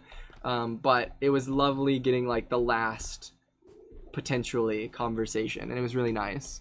And then I went home after that night, and that was the end of TwitchCon. I realized it's been an hour and a half, and I just got to the end of TwitchCon. I'm still remembering a lot of stuff too. I don't know if I want to go too in depth with a lot of the other stuff that happened, but following TwitchCon, I did a few more things, and this is what people don't know. Okay? Here's the fun, like, not secret, but I don't think I've revealed it publicly yet. But as I mentioned before, doing a big plane flight trip to go to TwitchCon is very expensive. And because of that, my parents mentioned that it might be a good idea to do some other things in the area that I might not get the chance to do while I'm there. So, following TwitchCon, I went to a few other countries and a few other activities. So immediately following TwitchCon, me and my parents got in the rental car that we had and drove to Disneyland Paris. And I went to Disneyland Paris for like 2 days with my family, or like 3 days. I don't remember. It was a long time, which was really fun. I posted that on Instagram, and that was really cool. I've been to a Disney before, so it wasn't like anything too different or crazy. Like, I have fun stories from it, but it was nice to like see differences with things, and like language differences as well. It was also just something to do, because weirdly the hotels were cheaper in Disneyland Paris than other like downtown areas. The only thing that cost more was the fact that we had to go to Disney, but like, why not if we're there, right? So I went to Disneyland Paris for a few days with my family, and then following Disneyland Paris, we drove to downtown Paris. First time ever in Paris. And oh my god, it was so cool. Oh my god. I wish I could... Oh, I should also mention every hotel that I went to was like a liminal space. I have so many like liminal space photos. It's actually crazy. But I went to downtown Paris for the first time ever, and it was insane. So let me scroll through my photos to like start explaining things. So first night it was rainy in downtown Paris, but the very first night I figured out the metro system and I went with my dad to the Eiffel Tower. So the very first night while it was raining, I went to the Eiffel Tower and got really cool like night photos of it, which was really cool. Getting the chance to see it in person, I recorded my reaction to it like the first time. Like I think it was what I expected when I saw it. Like it wasn't like a big surprise, but it was really cool to like see it in person. I don't know how to like I can now physically say that I've been underneath the Eiffel Tower, and that's like a weird, it wasn't like the area around it wasn't what I expected it to be either. But I took some cool night city photography while it was raining because like all the lights were glowing and like the rain caused some cool reflections, and that was really fun. I feel like the rain would have made it so much more amazing to look at. It was like, I feel like people underestimate how cool it, or no, people don't talk about enough how cool it is to see a city at night in the rain. It's always so pretty and like such a different vibe in person. Like it was so cool. And so after the Eiffel Tower and seeing that, I went back home, and when we were like the next morning, we went and ate a bunch of French pastries, which were very cool. I think that was probably one of my favorite things in Paris, was trying all the different French pastries, because there's so many different things, and it's fun as well because I took French for 3 years, trying to pick up on languages and stuff, because I took French for 3 years, but I've forgotten a lot of things, and there's a lot of stuff that I remember, but I'm not super confident with, I guess. I don't really know how to like describe it, but being there in person kind of helped familiarize a lot of things. For example, there's a lot of words that I knew, but I didn't really, like, I lost a lot of confidence with them or forgot them. But then hearing people say them next to me, I was like, oh, like, I know that word, or oh, I remember that word. And it was like cool to like remember it. And also, like, when I first got there, I was trying to like speak in a more French accent. I'm really bad at accents, and I always felt really awkward about it, so I never did it really confidently, which made it sound even more awkward, honestly. But the more I was there, the better I got at it, because I was surrounded by it, and it didn't feel like I was being rude. It felt like I was more just being a part of the community. And there's a lot of like introductory things that people do there, and like seeing like signs and understanding what they mean over time. The longer I was there, I started just understanding it, and I felt cool to like, obviously a lot of people there in France speak English, but it still felt like I was getting a lot of like a more understanding of their culture while I was there, which was really cool. The first day after going to the Eiffel Tower, I went to the Louvre, which, oh my god, the Louvre is massive. There's so much to do at the Louvre. I like did a bunch of videos and photos and explored the whole thing, but I was there for so long. I was there for hours in that area. You could spend a whole day there. It was crazy. The Mona Lisa is much smaller than you'd expect. There was like hundreds of people in a room with just a tiny little picture frame up on the wall. How do I, here, I'll give you a visual. Okay. So here's what's crazy. All right.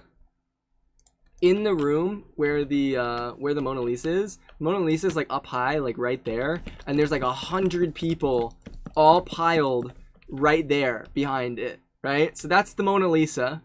And in the room on the other side of the room, behind the big crowd of people, is a massive portrait, like art piece, right there behind it. So like there's this tiny little art piece, and then behind is this massive, beautiful artwork that filled up like the whole room. It was crazy. And like the architecture and the ceilings, I don't know if you guys are like big into those types of things, but it was really cool getting to see that. I'm gonna try to like, I would go into more detail of like the silliness of it, but I'll kind of like gloss over some of this because I've been talking for so long, and I need to talk about a lot of other things on this trip. Excuse me. On top of the Louvre, following the Louvre, I went to the Champs-Élysées, and I walked the Champs-Élysées and got to see like all the different like iconic landmarks there and took photos with all of them. I will be posting these on Instagram probably after VidCon so that I could spread them out a bit. But I took a bunch of photos with a lot of things there, which were really cool. Walking it was a lot further than I thought it was. But I saw a lot of really cool architecture. And on the Champs-Elysees, here's the thing, right? I'm not a very, like... I'm a very memory person, like, very, like... I love having things for memory's sake. But I'm not a very, like, material person. I'm not the type of person to go and just, like, buy a bunch of things in places that I go, right? But one thing that I wanted to do that I thought would be funny was I decided I was not going to buy anything crazy on this, like, or I wasn't going to buy any, like, cool, like, souvenirs on this trip. But one thing that I wanted to do was I wanted to get at least one shirt or one outfit, even if it's like a jacket or something. I wanted one outfit from Paris, just so I could say whenever I go somewhere and be like, oh, I got a cool outfit in Paris, even if it's like $5, because I wasn't bringing that much money. It was like, if I could get one outfit in Paris, that's something that I would want to like take away from, because then I could be like, oh, I got this cool thing from Paris, right? So I get there, I'm on the Champs-Elysees, and I was told like there's a lot of shopping things on the Champs-Elysees, so I should go there. And I'm like, okay, let's go look in this store to try to buy a cool like jacket or something. I did not realize how fancy that area is, okay? I walk up to this building and I go to the store, and the first store I walk into, there's this security guard in a suit right at the main entrance. And I walk through the door and I say hi. And there's like a bunch of security in like business suits, like really like fancy outfits. And this person walks up to me when I walk in, and they're like asking me questions about things, about like outfits and stuff. And they guide me down into the basement. And I go down there and they show me all these fancy outfits, and they're like, well, how does this look? How does this look? And it looked really cool. I won't lie. Like, there were some really cool outfits. And then I looked at the price. The outfits there were 3,000 euros. They were trying to get me to buy like a $4,000, $5,000 jacket. I was not affording that. There's no way. There's absolutely no way. And so which was crazy. I didn't realize it was that much money. I've never felt more poor in my life. I also kind of felt cool the fact that they even took the time to let me walk in and guide. Like, it made me feel fancy. But oh my god, I walked out of that building like in such shock, and I went to the next store right next to it to see if there were things cheaper.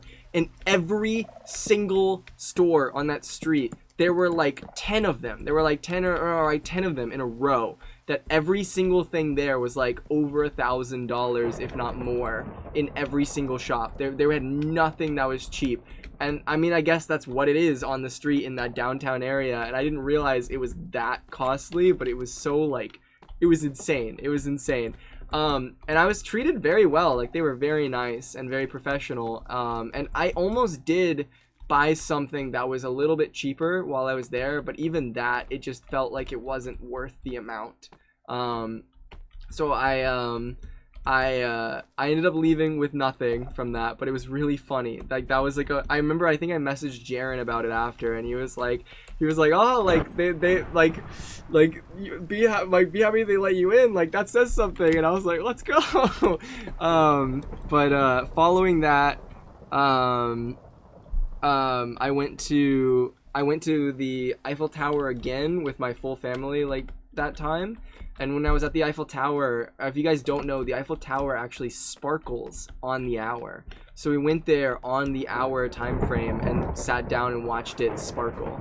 And that was really cool. But here's the scary, funny story of Paris. This is where things get interesting, okay? So that night, we were there under the Eiffel Tower. I think I called Jaren and Cube, and I tried calling Squiddo, I can't remember. Underneath the Eiffel Tower, and I like video called them and showed them. I'm gonna drink some water. My throat's killing me.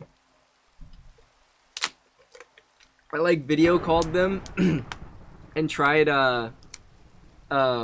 showing them the Eiffel Tower from underneath, which was really funny. I started talking about my trip. Whoa, my throat's killing me. I'm like losing my voice. Oh wait, 2 seconds.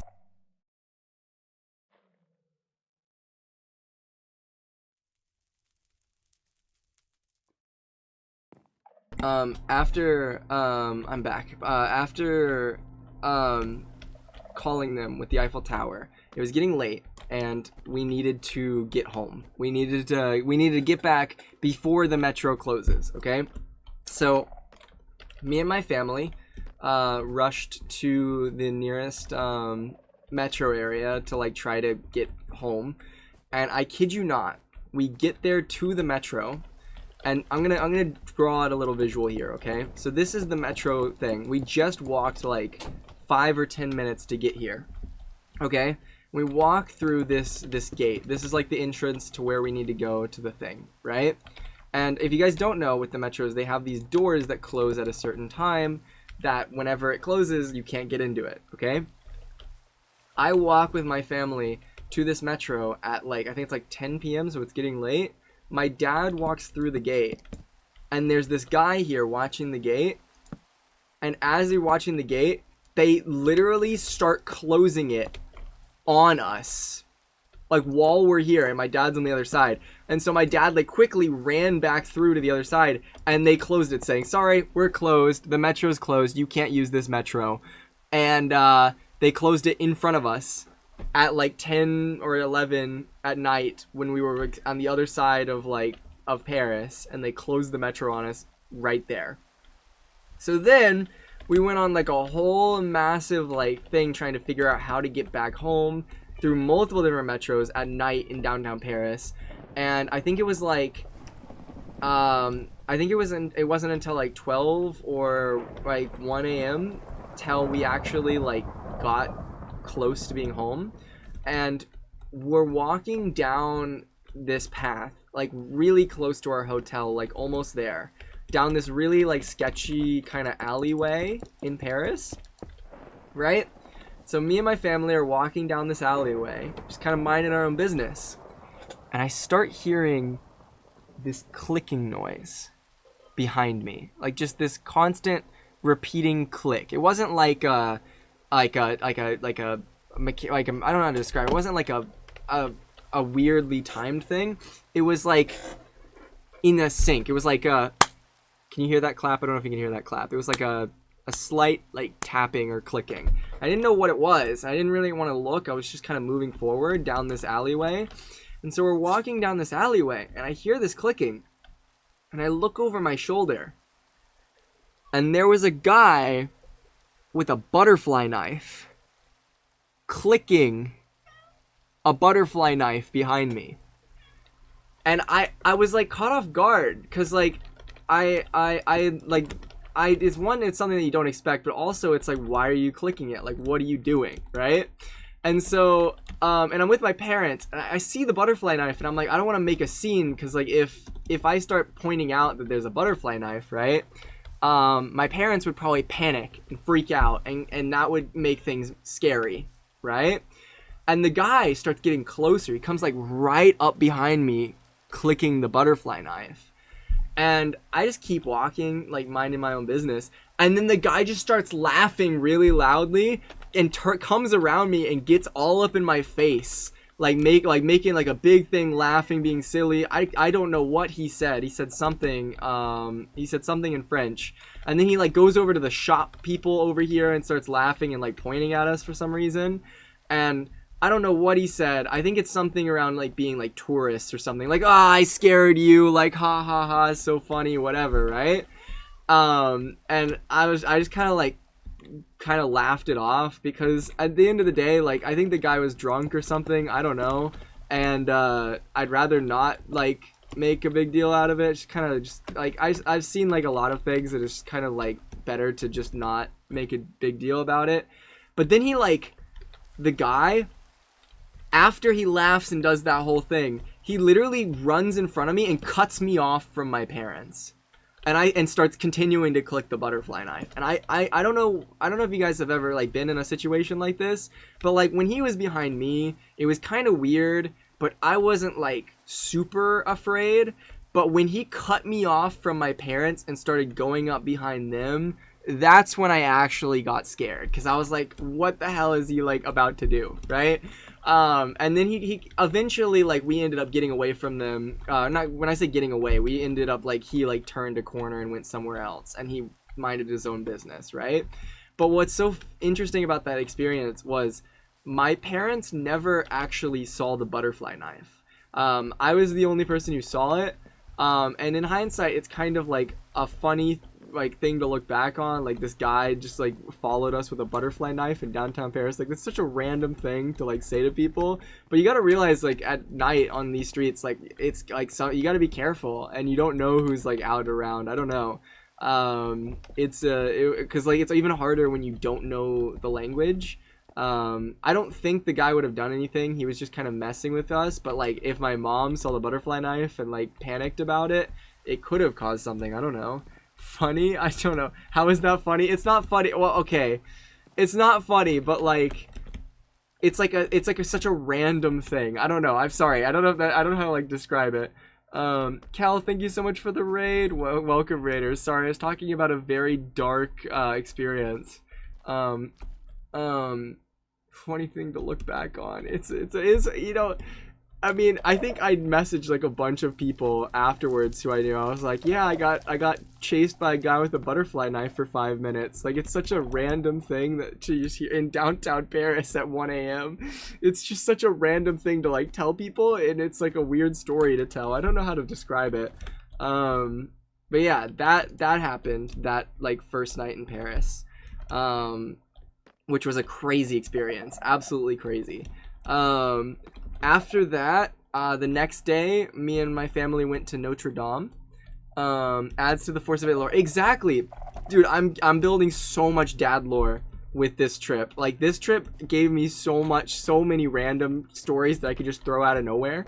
Like, imagine I'm just sitting down with people one day and I'm just like, or I'm sitting down with like kids one day and I'm like, oh yeah, one time I was like, this guy followed me with a butterfly knife in downtown Paris when I was with my family. So like, things are crazy, you know, like, it's wild. 2 truths and 1 lie will always go crazy with 4C, dude. It's so great. It's so funny. That next day we went to Notre Dame.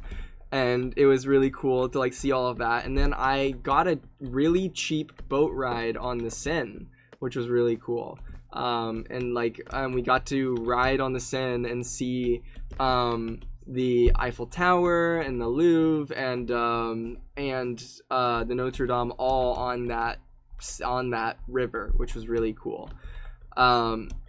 Then I'm looking through photos. Then the day after that, like after that trip, I went to I think it's called the Basilica. I'm not sure, remember what exactly it's called, but it was like one of the highest points in Paris, and I climbed like 15 flights of stairs. It was insane.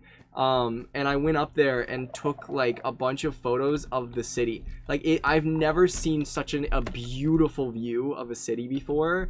And it was one of the, if anyone goes there, I highly recommend going to that location, because, and I'll post about it at some point after VidCon, because that view is something I will never forget. Being able to see the entire city of Paris in one place was an insane thing to see.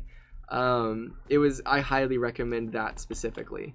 But yeah, that other than that and seeing like the Eiffel Tower, that was my last days in Paris. I think I had like 2 or 3 days in Paris. And then here's the thing that I don't think anyone knows, or only a few people know, like friends know. But here's the thing that I don't think any viewers know.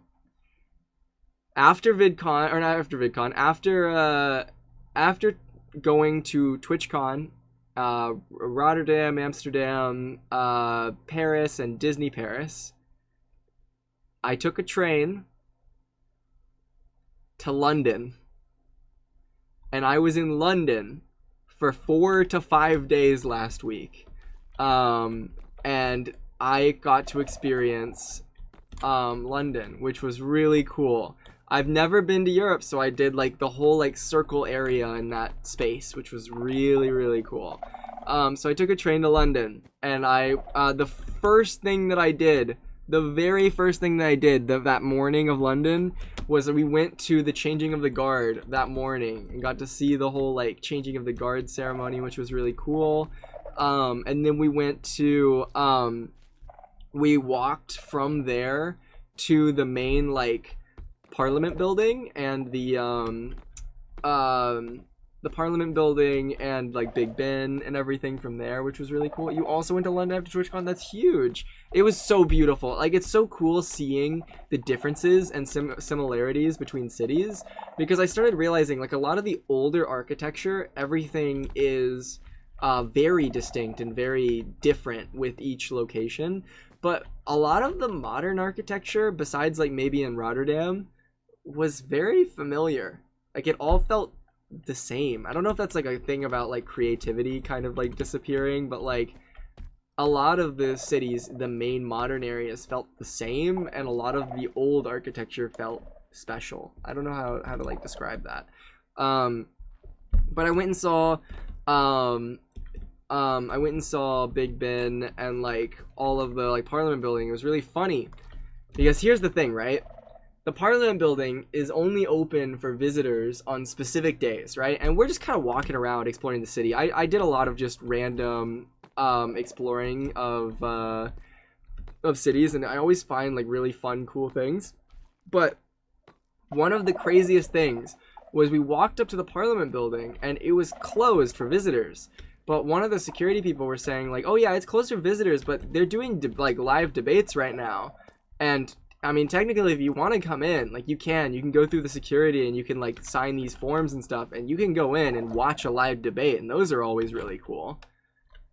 So I walked into the British Parliament building and watched both the House of Commons and the House of Lords have a live debate in person.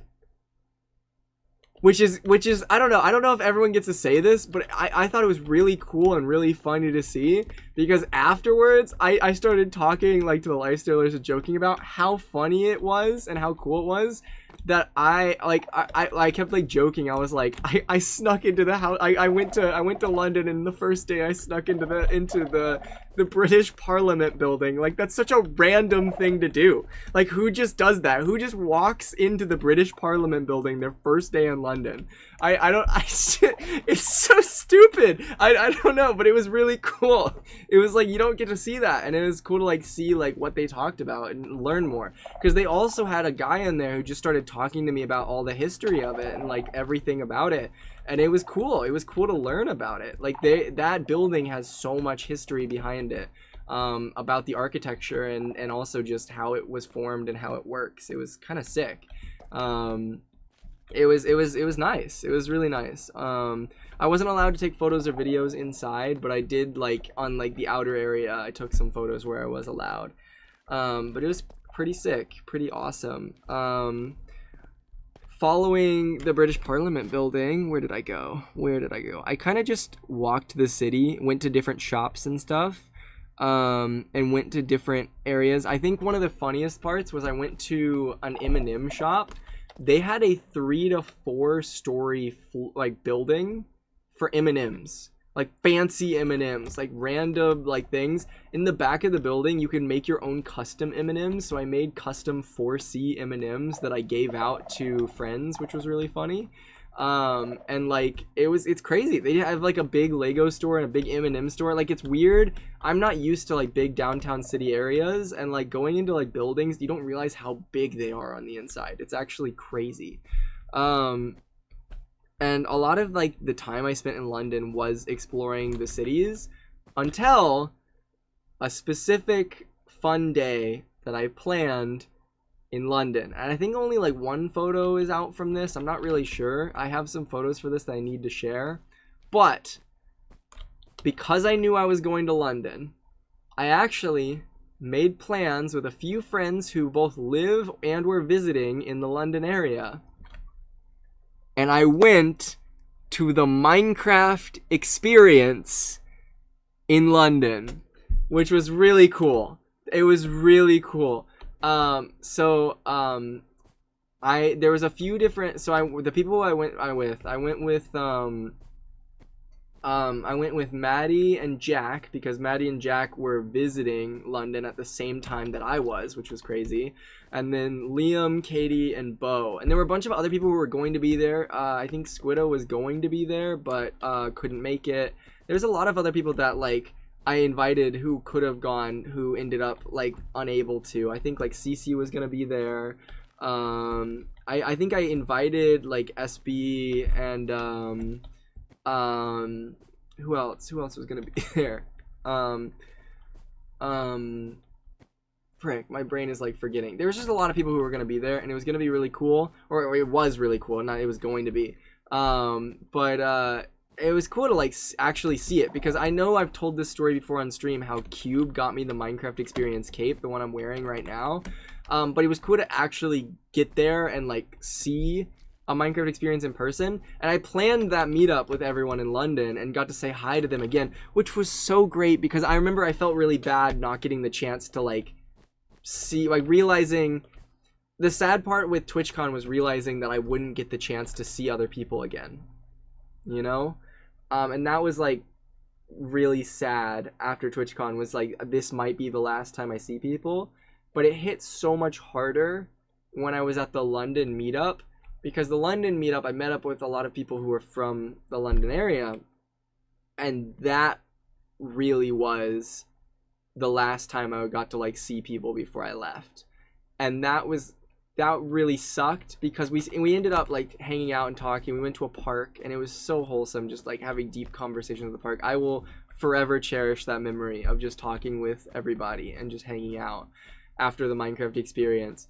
But it's really sad looking at it in like hindsight, because it's like, I said this before and I'll say it again, it's just with these trips and like meeting people on the internet, it's so crazy how many people you get the chance to meet, because there's so many people out there all around the world that you get the opportunity to meet through content creation and just the internet in general. But it sucks so much more because everyone is so far away, and everyone's at so many different parts of their lives. They're doing so many different things that you don't know when the next time you will see them again, or you don't know if there's another time that you will both be at the same place or anything. And it's like saying goodbye is so weird, because like it feels like a normal goodbye, but then afterwards you look back on it and it's like, that might be the last time I say goodbye to that person, and kind of sucks. It's very bittersweet. I don't know. I'm glad we got to properly goodbye. I will see you again though. I hope so. Sorry, that was really like depressing and sad, but that was like I spent that entire day in London on that day just hanging out with people. Following that day, the next day, I went to visit the Tower of London, and I got to see the actual crown jewels of London in person, which is crazy. I didn't realize that the crown jewels were like actually like on a display piece and not like locked up somewhere in like in a vault. Like they were genuinely just out in a display case that people could just go and see the crown jewels of like just what did I say, of England or of London? I don't know, the crown jewels basically of Britain. I didn't expect to see that, but it was really cool just getting to see the Tower of London and all of that area. It was really sick. A lot of really good photos. Got to see Tower Bridge. I'm going through photos. I have hundreds of photos. It's actually so bad. Well, I think from this trip, I took very little photos at TwitchCon itself, but in the entirety of this entire Europe trip, I took over 5,000 photos. Yeah. So, I have a lot to go through to pick out like the best ones for like an Instagram post. I might not even pick the best ones because I might be missing them because I have so many photos. It's just kind of crazy. I then like yeah, no, it's crazy. It's actually insane. The final day of of London, I went to the London Eye and rode through the London Eye and got to see like all of the city. and went to like my favorite shopping places, or like not shopping places, but like city areas, to just experience it all one last time.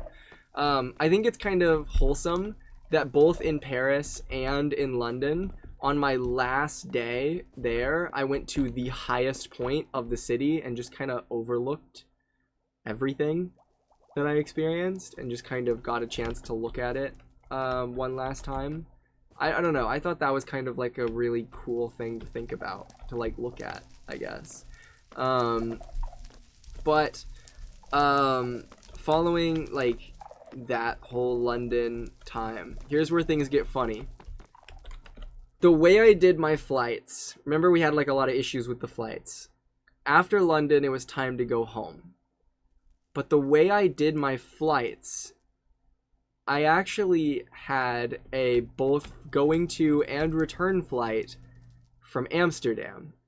So I went back to Amsterdam. Following the London thing, following going to London, I took like a hopper plane from London to Amsterdam and went back to Amsterdam to catch my return flight home. But we left a little bit early, so I got to spend a day in Amsterdam, which was really cool because I didn't get the chance to do that before because we went straight to TwitchCon. I got to explore the city as like my last day in Europe, and I think we took a boat as well there, like a boat tour around the city, which was really cool. And then that night I met up with Wolfie in person again. I met up with Wolfie at TwitchCon, but I messaged him to see if he wanted to come say hi. And me and Wolfie went and got something to eat and just hung out as my last day in Europe. And so I just hung out with Wolfie, and then I went home. And I had a like 15-hour flight or something like that getting back, which was insane. And I came back. My sister like temporarily moved in to our house, so there's like a lot of stuff that's like needing to move around and things to do when I got home. So I've been just in chaos, like trying to like figure everything out. I just mowed the lawn like a few hours ago, which was crazy. Or not crazy, but like I literally got home and like already am starting to like repack for VidCon, had to mow the lawn, had to clean up a whole area. Like there's just a lot of stuff to do. It's very overwhelming. But I basically, coming back from the Europe trip, which was such a fun and crazy experience, I come back for like 2 days tops, and I'm immediately leaving, packing, and going to VidCon, which, by the way, I will be in VidCon. I realize I've said that for the title and everything, but tomorrow is probably my last day back where I am right now, and I might stream tomorrow. I don't know. I probably won't be streaming like this is like the full rundown of everything that happened. But I'm likely going to leave on the 18th to head to VidCon, and it'll be like pretty early. So I'll be gone again for another week, and I'll have more stories. I'll have a bunch of more stories to tell you guys when I get home.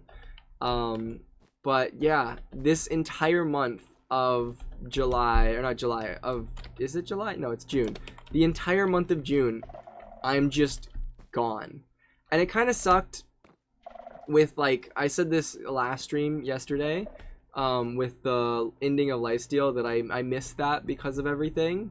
But even with all of that, and I didn't get the chance to do a lot of things that I wanted to do, I'm so thankful that I got the chance to see Europe when I did. I don't know, it's cool to get the chance to travel at the like just get the chance to see things. I've always wanted to see the world and do more things, and I hope to see more opportunities to do that. Even if I like stream it, or like I want to be able to do more IRL things, and I think it's kind of cool getting to do that.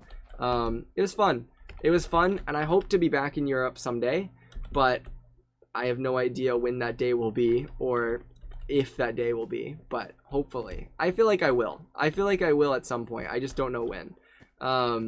I highly recommend, if you guys haven't or don't know, like, I don't know if you guys live in Europe or different areas, but it's very beautiful and it's very cool to see, like, everything.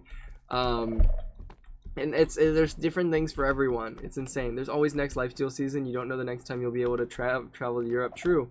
That is very true. That was another thing as well. I felt like I didn't hang out with a lot of the lifestealers at TwitchCon. And the reason I didn't hang out with a lot of the lifestealers at TwitchCon was because, to me, there's a lot of people from Europe that I might never see again.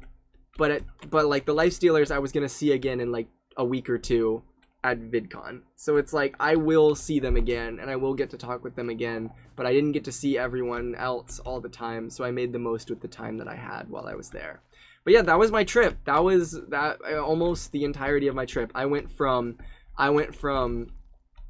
Amsterdam to Rotterdam to Disneyland Paris to London to then back to Amsterdam to then back home, and now I'm going to VidCon. Craziest trip I think I've ever done in my entire life.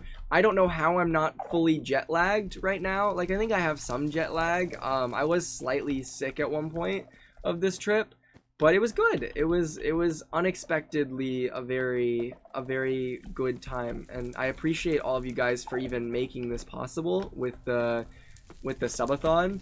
I want to post a lot of just the experiences and everything, because like I didn't even expect to even go to TwitchCon Europe. That was like a last minute thing I added to the subathon as a possibility. So this would not have been possible if it wasn't for you guys. So genuinely thank you so much. And I hope I get to stream a lot more, because I want to stream a lot more. I need to get back into it when I get back. I want to be streaming a lot more things. And I do believe, this isn't an official announcement, but there is a very high likelihood I'm going to TwitchCon San Diego now as well. So you might see me there. I don't know, I haven't booked anything yet, but it's very possible, which is very cool. So happy we got to help you have that experience. It was I'm very thankful for it. Thank you guys. The subathon was such a good experience. I hope you have had all the fun. Dude, I wanna, for next year, or either next year or the year after, I want to put a lot of planning into another subathon that is a lot, like I put a lot of thought in the last one, and I want to just amp it up again. I don't want to just do a subathon just to like get money to like do something, but unless like I'm really bad with money, I want to do a subathon that's fun. Like, it's a way that I could like be able to do these trips, but also something that I just think is a fun thing to do, so that people get a lot of enjoyment out of it. Like, it's a good motivator to get me to sit down and just stream every day, and I loved that. Like, that was really, like, I was very burnt out, but it was cool just having that routine of just doing things. But glad playing all those words on stream counted for something. It was so helpful. You don't understand.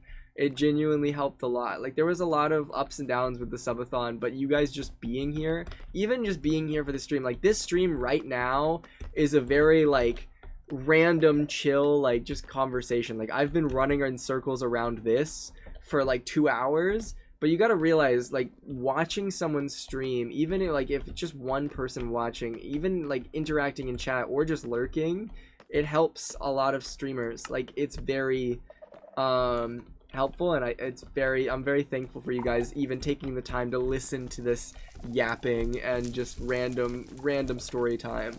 Hopefully my next stream I have a lot more like chaotic fun stuff. I will say, I said this in my Discord, but July is gonna be crazy. I don't know what all is going in July specifically. I don't even know if one thing is happening in July or not, but I said this in my Discord. Lifesteal Season 7, I've already started making plans. I already have so many plans for Lifesteal Season 7. Not so many plans, but I already have like a thought out thing. And I've already reached out to somebody who I want to work with for Lifesteal Season 7, which is pretty cool. Obviously, I didn't want to reach out to too many people because I want to give people the opportunity to either reach out to me or like somebody from Lifesteal might just, while on the day of day 1 of the season, might come to me and be like, oh, I like your idea, can I join? And I want to have that opportunity. But I've already reached out to somebody to work with for a specific thing that I have planned for the next season, which I'm very excited about. I hope it goes well. I don't know if it will, but we'll see. We'll see what happens. But I will say, outside of like the new season of Lifesteal, July is gonna be crazy. I know of a lot of really big streams that are happening that I can't say too much, because I do not want to be caught leaking things. I also know of a few videos of mine will be coming out in July. There's actually a high chance 4 videos come out in July, but I don't know exactly the amount that will be in July specifically. But there's going to be at least one video. And I'm saying that so if I don't get that, or so that, like, I know for a fact there will be one, but there's a possibility of 4 in July. Not counting second channel and not counting VODs. It's actually very exciting. I'm currently in the process of working on, I think, 10 videos, which is kind of crazy. So I have a lot in preparation for this summer, and I hope you guys are excited for it. So starting July, a lot of stuff is happening, and I said this in my face reveal video, that I have a lot of things planned, and I hope you guys are ready for it. It should be kind of crazy. I'm gonna be really burnt out coming back from VidCon, I know that, but it should be pretty cool. This is awesome news. I hope I keep up with it. Like, I have a lot of stuff that are planned and a lot of things that I want to do. I just gotta be on top of it and make sure it actually all goes down. But it's exciting. It's very exciting. I'm so hyped for it. Forsy's trying his hardest to not be the Tom Holland of Lifesteal. What do you mean the Tom Holland of Lifesteal? What does that mean? What? Oh, leaking things? Oh yeah, no. I'm usually pretty good about not leaking things. So, and I don't think I have. I haven't leaked anything that isn't something I wasn't supposed to say. Just know that, like, or that isn't something that has already been said, you know? There's just a lot of things I personally don't know myself, so I hope it goes well. The only things that I am really bad about leaking is my own things, because I'm really passionate about the things that I do. So whenever I do something, I always immediately want to tell people, and it's so hard for me to keep secrets to make things more exciting. So that's the thing I'm pretty bad about. The cards, okay, to be fair, I checked the Discord. They lied to me, okay? The cards, there's nothing in the Discord that says do not tell people. It says in the very, like, far corner of a thing that doesn't even say like doesn't have like an official like ping. It just says like try not to share this too much. It doesn't say don't share it. It says don't share it too much. So like it's fine. It's fine. They really did kind of like scare the crap out of me though. But yeah, I'm very excited for the future of my channel, my other channels, and my streaming stuff. This is gonna be... Whoa, I completely forgot. There's another really big thing happening